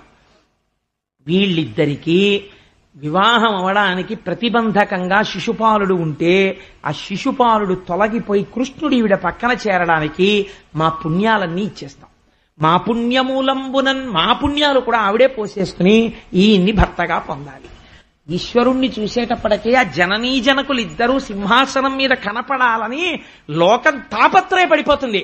రేపు వాళ్ళిద్దరి మధ్య తెర పైకెత్తి మాంగళ్యాన్ని సుబ్రహ్మణ్య శర్మ గారు అందరికీ చూపించి జీలకర్ర బెల్లం పెట్టి ఇంతంత తామర పూలతో అయ్యవారి పాదాలు చక్కగా కడిగి కన్యాదానం చేసి వాళ్ళిద్దరినీ ఒక పీటల మీద కూర్చోపెట్టి మంగళసూత్రధారణ అయిపోయి ముత్యాలతో కూడిన తలంబ్రాలు పోసుకుని ఆ పాదాలు కడిగినటువంటి జలాలు అందరి మీద జల్లుతుంటే ఎప్పుడెప్పుడు వాళ్ళిద్దరినీ కలిసి పీటల మీద అలా చూద్దామని పరిగెత్తని జన్మ జన్మ కదా అని నేనంటలేరు, పోతనగారు అంటున్నారు భాగవతంలో. కాబట్టి మా పుణ్యమూలంబునన్, మా పుణ్యాలు కూడా పోసుకుని వాళ్ళిద్దరూ ఒకటవ్వాలి అని ఆ ఊళ్ళో ఉన్న వాళ్ళు కోరుకుంటున్నారట. ఈలోగా ఈ అమ్మవారన్న మాటలో ఒక గమ్మత్తైన మాట ఉందండి. ఇదే రుక్మిణీ కళ్యాణానికి ఆయువు పట్టు అంటారు పెద్దలు. ఆర్యామహాదేవియున్నను రక్షింప నిరుంగునో ఎరగదో నా భాగ్యం ఎట్లున్నదో. ఎవరి ఆర్యామహాదేవి అంటే శంకరాచార్యులు వారు శివానందలహరిలో చెప్పారు. బాణత్వం వృషభత్వమర్ధవపుషా భార్యత్వమార్యాపతే ఘోణిత్వం సకితామృదంగ వహతా చేత్యాది రూపం తథౌ తత్పాదే నయనార్పణంచ కృతవాన్ తద్దేహ భాగో హరి పూజ్యాత్ పూజ్యతరస్య ఏ మహిమచేత్కో వా తదన్యోధిక. శ్రీ మహావిష్ణువే శంకరుణ్ణి అనేక రూపాలతో సేవించి సేవించి ఆర్యామహాదేవి అన్న పేరుతో పరమశివుడి యొక్క ఇల్లాలైనాడు. ఇప్పుడు ఈ ఆర్యామహాదేవికి సంబంధించిన పద్యం విన్నా చదివినా ఒక ఫలితం వస్తుంది. పెద్దలు ఏం చెప్తారంటే, తండ్రి ఏం చూడగలడు? అప్పటికి ఆ సంబంధం చాలా బాగుందనిపిస్తుంది, పెళ్లి చేసేస్తాడు. కానీ ఆ పిల్లవాడికి వచ్చే గండాన్ని, ఆ పిల్లవాడికి వచ్చేటటువంటి ఐశ్వర్య భంగాన్ని, ఆ పిల్లవాడిలో వచ్చే మార్పుల్ని, ప్రమాదాల్ని కన్యాదాత ఎన్ని గ్రహించగలడు? కాబట్టి రుక్మిణీ కళ్యాణంలో కూర్చోపెడితే తప్ప పిల్లని సంబంధాలు చూసేవారు కాదు. కారణం ఏమిటో తెలుసా అండి?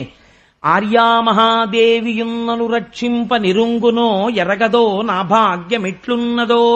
ఈ పద్యం ఆడపిల్ల చదివితే, అందుకే రేపు లేఖిచ్చి చదివిస్తున్నాం. ఒకవేళ నొసటన అల్పాయుర్దాయం ఉన్నవాడు, లేదా ఐశ్వర్య భంగం అయిపోయేవాడు, లేదా సంతానమును పొందలేనివాడు, ఇలాంటి భంగపాట్లు ఉన్నటువంటి పురుషుడితో వివాహం అవ్వాలని రాసి ఉంటే ఆడపిల్లకి, ఎవరు ఈ పద్యాలు వింటున్నారో, ఈ పద్యాలు చదువుతున్నారో, ఎవరు రుక్మిణీ కళ్యాణం చూస్తున్నారో అటువంటి వారి నొసట వ్రాత మారి యోగ్యుడైన వరుడు వస్తాడు. శిశుపాలుడు తప్పి కృష్ణుడు వచ్చినట్టు. అందుకని రుక్మిణీ కళ్యాణం కలిగిస్తారు. అందుకని రుక్మిణీ కళ్యాణం చేయించేవారు పూర్వం. ఆ రుక్మిణీ కళ్యాణం చదివితే, చూస్తే మనకి ఉన్నటువంటి కొన్ని కోట్ల జన్మలుగా వస్తున్న పాపరాశి వలన ఏర్పడినటువంటి కర్మవాసనలు తొలగి బుద్ధి చేత ఈశ్వర పాదములు పట్టగలుగుతాం.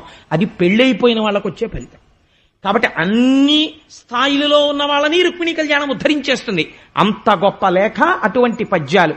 ఇప్పుడు అగ్నిజ్యోతనుడు పరిగెత్తుకొచ్చాడు.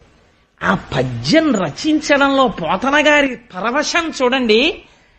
అసలు ఆ గంటను నడిచేటప్పుడు మొట్టమొదటి మాట చూడండి, గురువు ఏం మాట్లాడతాడో.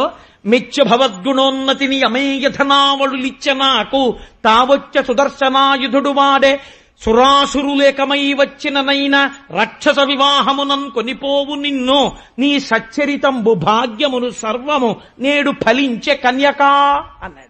రుక్మిణి అనలేడు. ఎవరు చదువుతున్నారో ఆ కన్యకలకందరికీ ఇదే ఫలితం ఆ పద్యంలో. ఇది పోతన గారి అద్భుతం. ఇది పోతన గారి వెనక రామచంద్ర ప్రభువు పలికెటిది భాగవతమట పలికించు విభుండు రామభద్రుండట నే పలికిన భవహరమగునట పలికెదవే రెండు గాథ పలుకగనేలా. ఏ కన్య చదివినా అదే ఫలితం. మెచ్చ భవద్గుణోన్నతిని, నీ గుణాలు మెచ్చుకున్నాడు. అమేయ ధనావళులిచ్చ నాకు, నీ వంటి శిష్యురాలికి గురువునైనందుకు నాకు ఎంత ధనం ఇచ్చాడో ఇచ్చినట్టు భాగవతంలో లేదు. అంటే ఆయన ఎంత ఇచ్చినా ఈయనకి అంత తృప్తిగా ఉందని. అమేయ ధనావళులిచ్చ నాకు తావచ్చ సుదర్శనాయుధుడు వాడే. సుదర్శన చక్రం పట్టుకుని వచ్చేసాడమ్మా కృష్ణుడు.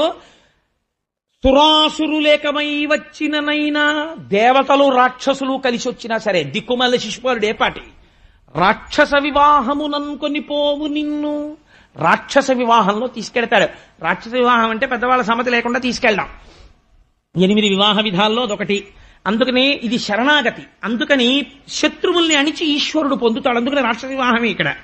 అందుకని రాక్షస వివాహముననుకొని పోవు నిన్ను నీ సచ్చరితంబు భాగ్యమును సర్వము నేడు ఫలించే కన్యక, నీ యొక్క జీవితం ఫలించింది. ఇది రేపు కన్యలందరూ కూర్చుని పద్యాలు చెప్తే వాళ్ళందరి మీదకి బ్రాహ్మణులు వచ్చి ఆ అక్షతలు పోసినటువంటి ఆ అక్షతల్ని, తలంబ్రాల అక్షతల్ని చల్లుతారు. చల్లితే అదే నీ జీవితం పండింది కన్యక అని ఆశీర్వచనంతో సమానం అవుతుంది. ఇప్పుడు తల్లి పరమ సంతోషాన్ని పొందింది. నేను ఎక్కడ కొంచెం బాధపడుతుంటానంటే, నా ఇంటికి అనుకోకుండా ఇవాళ నేను దాని గురించే కొద్దిగా ఆలోచన చేస్తుంటే ఎవరో నా ఎందుకు చాలా ప్రీతి కలిగిన వారు, ఆయన అస్తమానం బొప్పాయి పండుగ పట్టుకొస్తుంటారు నాకు. ఆయన ఇన్ని చెరుకు కర్రలు పట్టుకొచ్చారు. నాకైతే అనిపించింది, వారు నన్ను మన్నిస్తే కోటేశ్వరారికి ఇస్తే కోటేశ్వరారు ఇలా చేశారేమిటి అని అనుకోకండి. రేపు ఒక పని చేద్దామని అనుకుంటున్నాం. నేను ఆ చెరుకు కర్రలు రేపు ఉదయం తీసుకొచ్చి గుడికి ఇస్తాను. అమ్మవారు రుక్మిణీదేవి పార్వతీ పరమేశ్వరుల యొక్క ఆరాధన చేసింది. ఆడపిల్ల 5వ తరం నిలబడాలంటే గౌరీ తపస్సు చేయాలి. గౌరీ తపస్సు చేయించేటప్పుడు వాళ్ళు ఎంతో కష్టపడి ఏ లలితాష్టోత్తరంతోటో సహస్రంతోటో అమ్మవారికి కుంకుమార్చన చేయిస్తారు. చేయించేటప్పుడు ఇవాళ రేపు ఎలా అయిపోయిందంటే ఆ కుంకుమార్చన మీద ధ్యాస ఉండదు. అని ఉంటారు. ఎందుకంటే వీడియో ఉందటు, ఫోటోగ్రాఫర్ ఉన్నాడటు. అది మిమ్మల్ని రక్షించదు. జ్ఞాపకం పెట్టుకోండి. మీ జీవితానికంతటికి రక్షణ గౌరీ తపస్సులో ఆడపిల్ల చేసిన ఆ కుంకుమార్చనలోంచే వస్తుంది.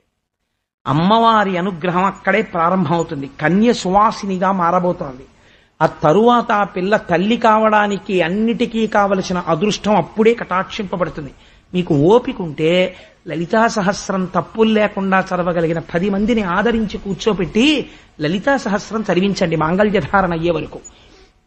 గౌరీ తపస్సు జరుగుతున్నంతసేపు ఆడపిల్ల తదేక దృష్టితో పార్వతీదేవిని ఆరాధన చెయ్యాలి. అందుకే రుక్మిణీదేవి మౌనంతో దేవాలయానికి వెళ్ళింది, ఎవరితో మాట్లాడలేదు.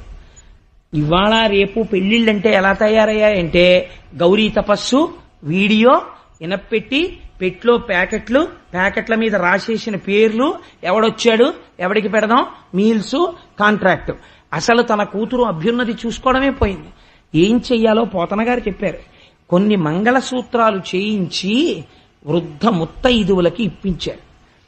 చెరుకు కర్రలు కొందరు ముత్తైదువుల్ని ముందు పిలిచి ఇచ్చారు. రేపు నేను మా ఇంటికి వచ్చిన ఆ చెరుకు కర్రలు ఇక్కడికి పంపిస్తాను.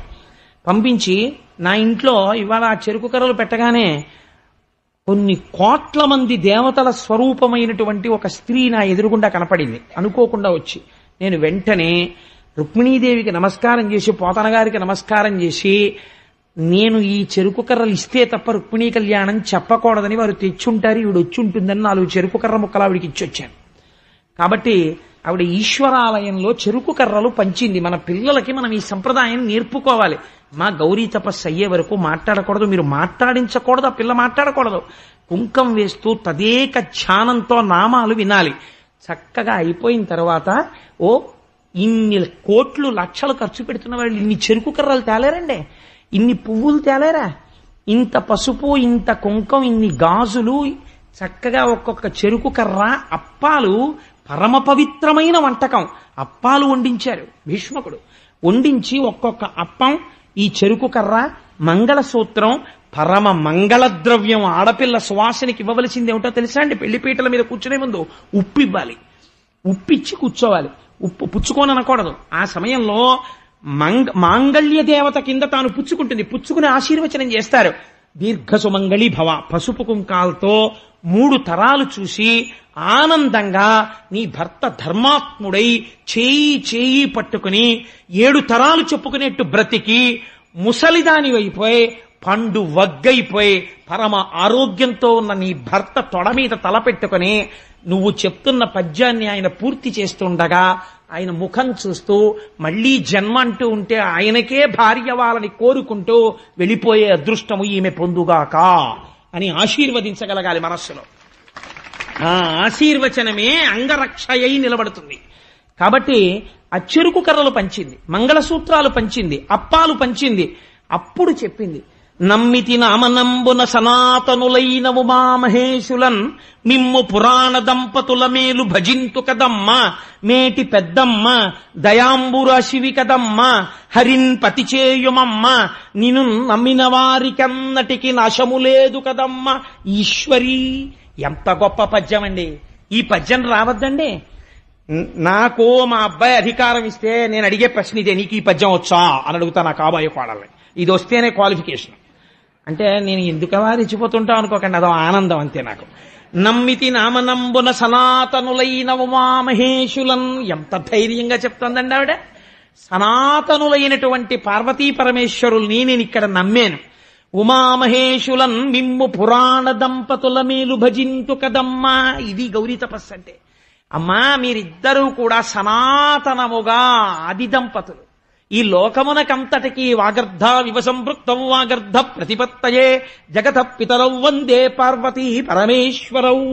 ఎప్పటి నుంచి ఉన్నారు?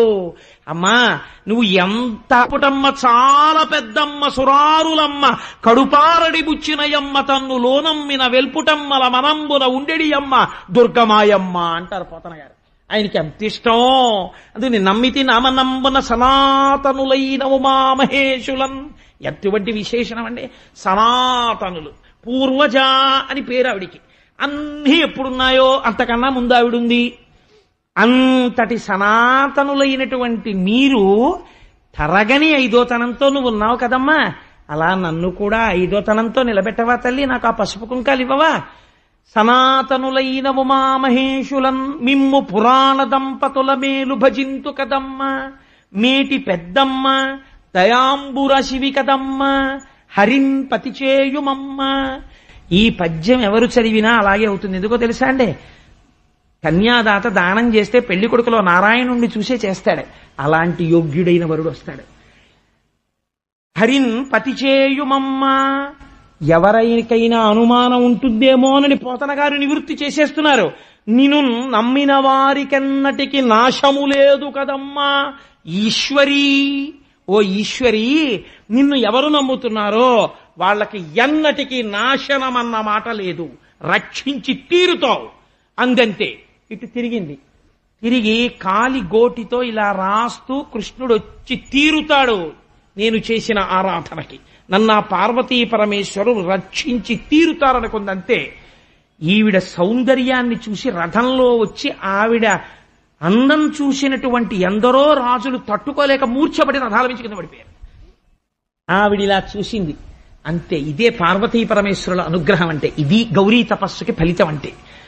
కనియన్ రుక్మిణి చంద్రమండలముఖున్ కంఠీర వేంద్రావలగ్ను జారుతరవక్షు నగారాతి గజేంద్రహస్తు నిబాహున్ చక్రి పీఠాంబరున్ ఘన భూషాన్వితు కంభుకంటు విజయోత్కంఠున్ జగన్మోహనున్. ఆ రథంలో నిలబడి పట్టు పీతాంబరం కట్టుకుని అలవోకగా ఇలా ఎడంచేత్తో పగ్గాలు పట్టుకుని చిరునవ్వుతో రుక్మిణీదేవి వంక చూస్తూ నవ్వుతూ నించున్నటువంటి కంభుకంఠుడైనటువంటి నల్లటి మేఘం లాంటి చక్కటి నవ్వుతున్నటువంటి పరమాత్మ యొక్క దర్శనమైంది రుక్మిణీదేవికి. ఆ పగ్గాలు విడిచిపెట్టాడు, కిందకి దిగాడు, శరణాగతి చేసిన వారి కోసం తానే నడిచొచ్చాడు పరమాత్మ. ఈశ్వర వైభవం ప్రకాశించింది శరణాగతిలో. సర్వధర్మాన్ పరిత్యజ్య మామేకం శరణం వ్రజ అహం త్వా సర్వపాపేభ్యో మోక్షయిష్యామి మా శుచ. ఈశ్వర ప్రతిజ్ఞ. తానే రథం దిగి నడిచొచ్చాడు. అలవోకగా అమ్మవారిని పాణిగ్రహణం చేశాడు, చెయ్యి పట్టుకున్నాడు, రథం ఎక్కించుకున్నాడు. ఇంతమంది వాళ్ళిద్దరిని చూస్తూనే ఉన్నారు, ఎవరికి స్పృహ లేదు. రథం తోలుకుంటూ వెళ్ళిపోతున్నాడు. ఉరే ఉరే ఉరే ఉరే కృష్ణుడు ఎత్తుకుపోయాడు రా రుక్మిణీదేవిని అన్నారు. వీళ్ళందరికీ స్పృహ వచ్చింది. ఎత్తుకుపోతున్నవాడు కృష్ణుడు. పరుగు పరుగున వెనక్కి వెళ్ళారు. వెళ్లి శిశుపాలుడికి జరాసంధుడికి చెప్పారు. అయ్యయ్యో అలా ఎత్తుకుపోవడం ఏట్రా, పదండి మనందరం యుద్ధానికి అన్నారు. సుదర్శన చక్ర ధారలతో వీళ్ళందరి కుత్తుకలు కత్తిరించాడు. ఎందరో పడిపోయారు. బుగ్గన చొక్కట్టుకుని పెళ్లి కొడుకులో తయారైపోయాడు దిక్కుమాల శిశుమాలుడు. వాడు వెనక్కి వచ్చి ఏడుస్తూ వెళ్లి జరాసంధుడి దగ్గరికి వెళ్ళాడు. పక్కన నమ్ముకున్న స్నేహితుడు ఉద్ధరించేవాడై ఉండాలి. వాడి దగ్గరికి వెళితే వాడన్నాడు, బ్రతుకవచ్చునొడల ప్రాణంబులుండిన బ్రతుకు కలుగని నీ భార్య కలదు, బ్రతికితీవు భార్య పట్టు దైవమెరుగు, వగచవలదు చైజ్జవలదు వలదు అన్నాడు. ఒరే నువ్వు ఎంత అదృష్టవంతుడివిరా, కృష్ణుడి దగ్గరికి వెళ్ళి చచ్చిపోకుండా వెనక్కి వచ్చావా? పెళ్లి ఆగిపోతే అయిపోయింది, ఇంకో పెళ్ళం దొరుకుతుంది, బతికానని సంతోషపడరా అన్నాడు. జరాసంధుడిని నమ్ముకుంటే ఇదిగో ఇలాంటి కబుర్లే చెప్తారు వాళ్ళు. కాబట్టి బ్రతుకువచ్చునొడల ప్రాణంబులుండిన బ్రతుకు కలిగని నీ భార్య కలదు, బ్రతికితీవు భార్య పట్టు దైవమెరుగు, వగచవలదు చైజ్జవలదు వలదు అన్నాడు. ఒక్క రుక్మి మాత్రం ఒక గోపాల బాలుడు మా చెల్లిని అపహరించడం ఏమిటని అపారమైనటువంటి ఆవేశంతో రథం వెంటపడి మాసాటివాడివా మా పాపకొని పోవయే పాటి కలవాడవిది వంశము, ఎంది జన్మించితి వెక్కడ పెరిగితి వెయ్యది నడువడి ఎవరెరుగు, మనహీనుడవీవు మర్యాదలెరుగవు మాయచే కొనిక అని మరలిరావు, నిజరూపమున శత్రుని వహంబుపై పోవు వసుధేశుడవు కావు వవిలేవు, కొమ్మ నిమ్ము నీవు గుణరహితుండవు విడువవేని విలయకాల బాణశిలీ పరంపరల నిన్ను నిహతుని చేయుదును ఆగు కృష్ణ అంటూ బ్రహ్మాండమైనటువంటి ధనుర్బాణాలు పట్టుకుని బయలుదేరాడు. మాసాటి వాడవా మా పాప కొని పోవయే పాటి కలవాడవిది వంశము. తెలియకుండానే స్తుతి చేసేస్తున్నాడు. నువ్వు గోపాల బాలుడివి, ఎక్కడో పుట్టినటువంటి వాడివి, ఆలమందల వెనకాల పెరిగినటువంటి వాడివి, నీకు మా పిల్ల కావలసి వచ్చిందా? మా పిల్లని ఎత్తుకుపోతావా? నిన్ను ఇప్పుడే తుదముట్టించేస్తాను కృష్ణ అని వస్తున్నాడు. వస్తూ ఉంటే చూశాడు కృష్ణుడు ఇంత నింద చేస్తున్నాడు. కానీ అది స్తుతి పాఠం అయిపోయింది. నిజంగా పరమాత్మకి జన్మం ఏమిటి, పరమాత్మకి వంశం ఏమిటి, పరమాత్మకి కులం ఏమిటి, ఆయనకి గోత్రం ఏమిటి, ఇది తెలియక వెర్రివాడు ప్రలపిస్తున్నాడు. ఒక్కసారి సుదర్శన చక్రాన్ని చేత్తో పట్టుకుని సంకల్పం చేస్తున్నారు.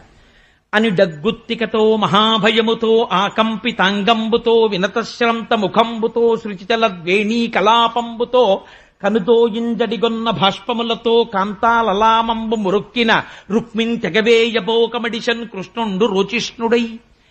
అసలు కన్నులంబట నీరు పెట్టవలసినటువంటి అవసరం లేక తన కడగంటి చూపులతో లోకములకు ఐశ్వర్యములనీయగలిగినటువంటి శ్రీ మహాలక్ష్మి తన తోడబుట్టినటువంటి వాడు మరణిస్తాడేమోనని ఇంకా పెళ్లి కాకుండానే కృష్ణుడితో వెడుతున్నది భయపడిపోయి అని డగ్గుత్తికతో, కంఠంలో మాట రాకుండా అని డగ్గుత్తికతో మహాభయముతో ఆకంపితాంగంబుతో వణికిపోతున్న శరీరంతో ఆయన కాళ్లు పట్టుకుని శృతిచలద్వేణీ కలాపంబుతో కనుదోయింజడి కొన్న భస్మములతో కళ్ళ వెంబట నీళ్లు కారిపోతుండగా, నేను కోరుకున్న వాడితో పెళ్ళయిందని మా తండ్రి సంతోషించాలా?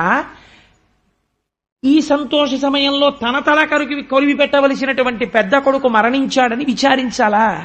అందుకని ఈశ్వర నా అన్నకి ప్రాణభిక్ష పెట్టు అని ఆయన పాదములు పట్టుకుంది. పోతన గారు అన్నారు, రేవులవారంగురిగి అన్నారు వచనంలో.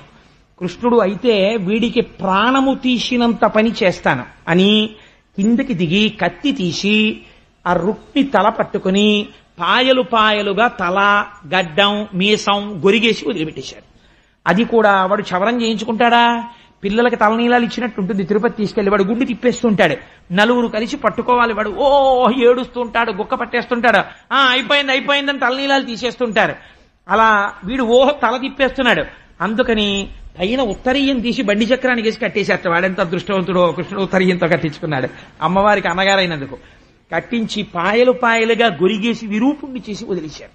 వదిలేస్తే కించెత్తు బాధపడింది రుక్మిణీదేవి. బలరాముడు వచ్చి ఓదార్చాడు. తదనంతరంబున హాయిగా ద్వారకా నగరాన్ని చేరుకున్నారు. కృష్ణ పరమాత్మ చెప్పారు, ఎందుకు భయపడతావు? వచ్చెదర దయ్యదు సైన్యము చొచ్చెదర అరి సైన్యమెల్ల వైరుల పలసన్ నొచ్చెదరును విచ్చెదరును చచ్చెదరును నేడు చూడు జలజాతాక్షి. బెంగ పెట్టుకుంటావు ఎందుకు? అదిగో ఇరు సైన్యం వచ్చేసింది బలరాముడితో. ఈ శత్రు సైన్యం అంతా తెగటారిపోతుంది. నువ్వు సంతోషంగా ఉంటావు, హాయిగా వివాహం చేసుకుంటావు, బెంగబెట్టుకోకు రుక్మిణి అన్నారు. ద్వారకా నగరాన్ని చేరుకున్నారు. ధ్రువ కీర్తిన్ హరిపిండియాడి నిజ చేతోహారిణిన్ మానవైభవ గాంభీర్య విహారిణిన్ సకల సంపత్కారిణిన్ పుణ్యచారిణి మహాదారిద్ర సంహారిణిన్ శుభభూషాంబరధారిణిన్ గుణవతి చూడామణిన్ రుక్మిణిన్. ఎటువంటి తల్లిట? ధ్రువకీర్తిన్ హరిపిండియాడే, శ్రీమన్నారాయణుడు పెళ్లి చేసుకున్నాడు ఆ రోజున. నిజ చేతోహారిణిన్ మానవైభవ గాంభీర్య విహారిణిన్ సకల సంపత్కారిణిన్ సాధు బాంధవ సత్కారిణి మహాదారిద్ర సంహారిణిన్ పుణ్యచారిణి సువిభూషాంబరధారిణిన్. మంచి పట్టుపుట్టం కట్టుకున్నది, దరిద్రాన్ని నాశనం చెయ్యగలిగినది. కోడలంటే అలా ఉండాలి.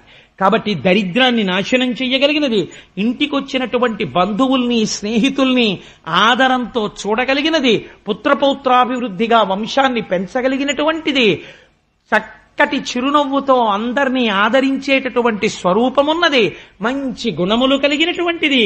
ఇటువంటి రుక్మిణీదేవిని కృష్ణుడు ద్వారకానగరమునందు పెద్దలందరి సమక్షములో వివాహమును చేసుకున్నాడు. రేపటి రోజున కాకినాడ పట్టణము ఎవరైనా మీ దగ్గరికి వచ్చి ఏ ఊరండి ఇదని అడిగారు అనుకోండి, ఏం చెప్పాలి?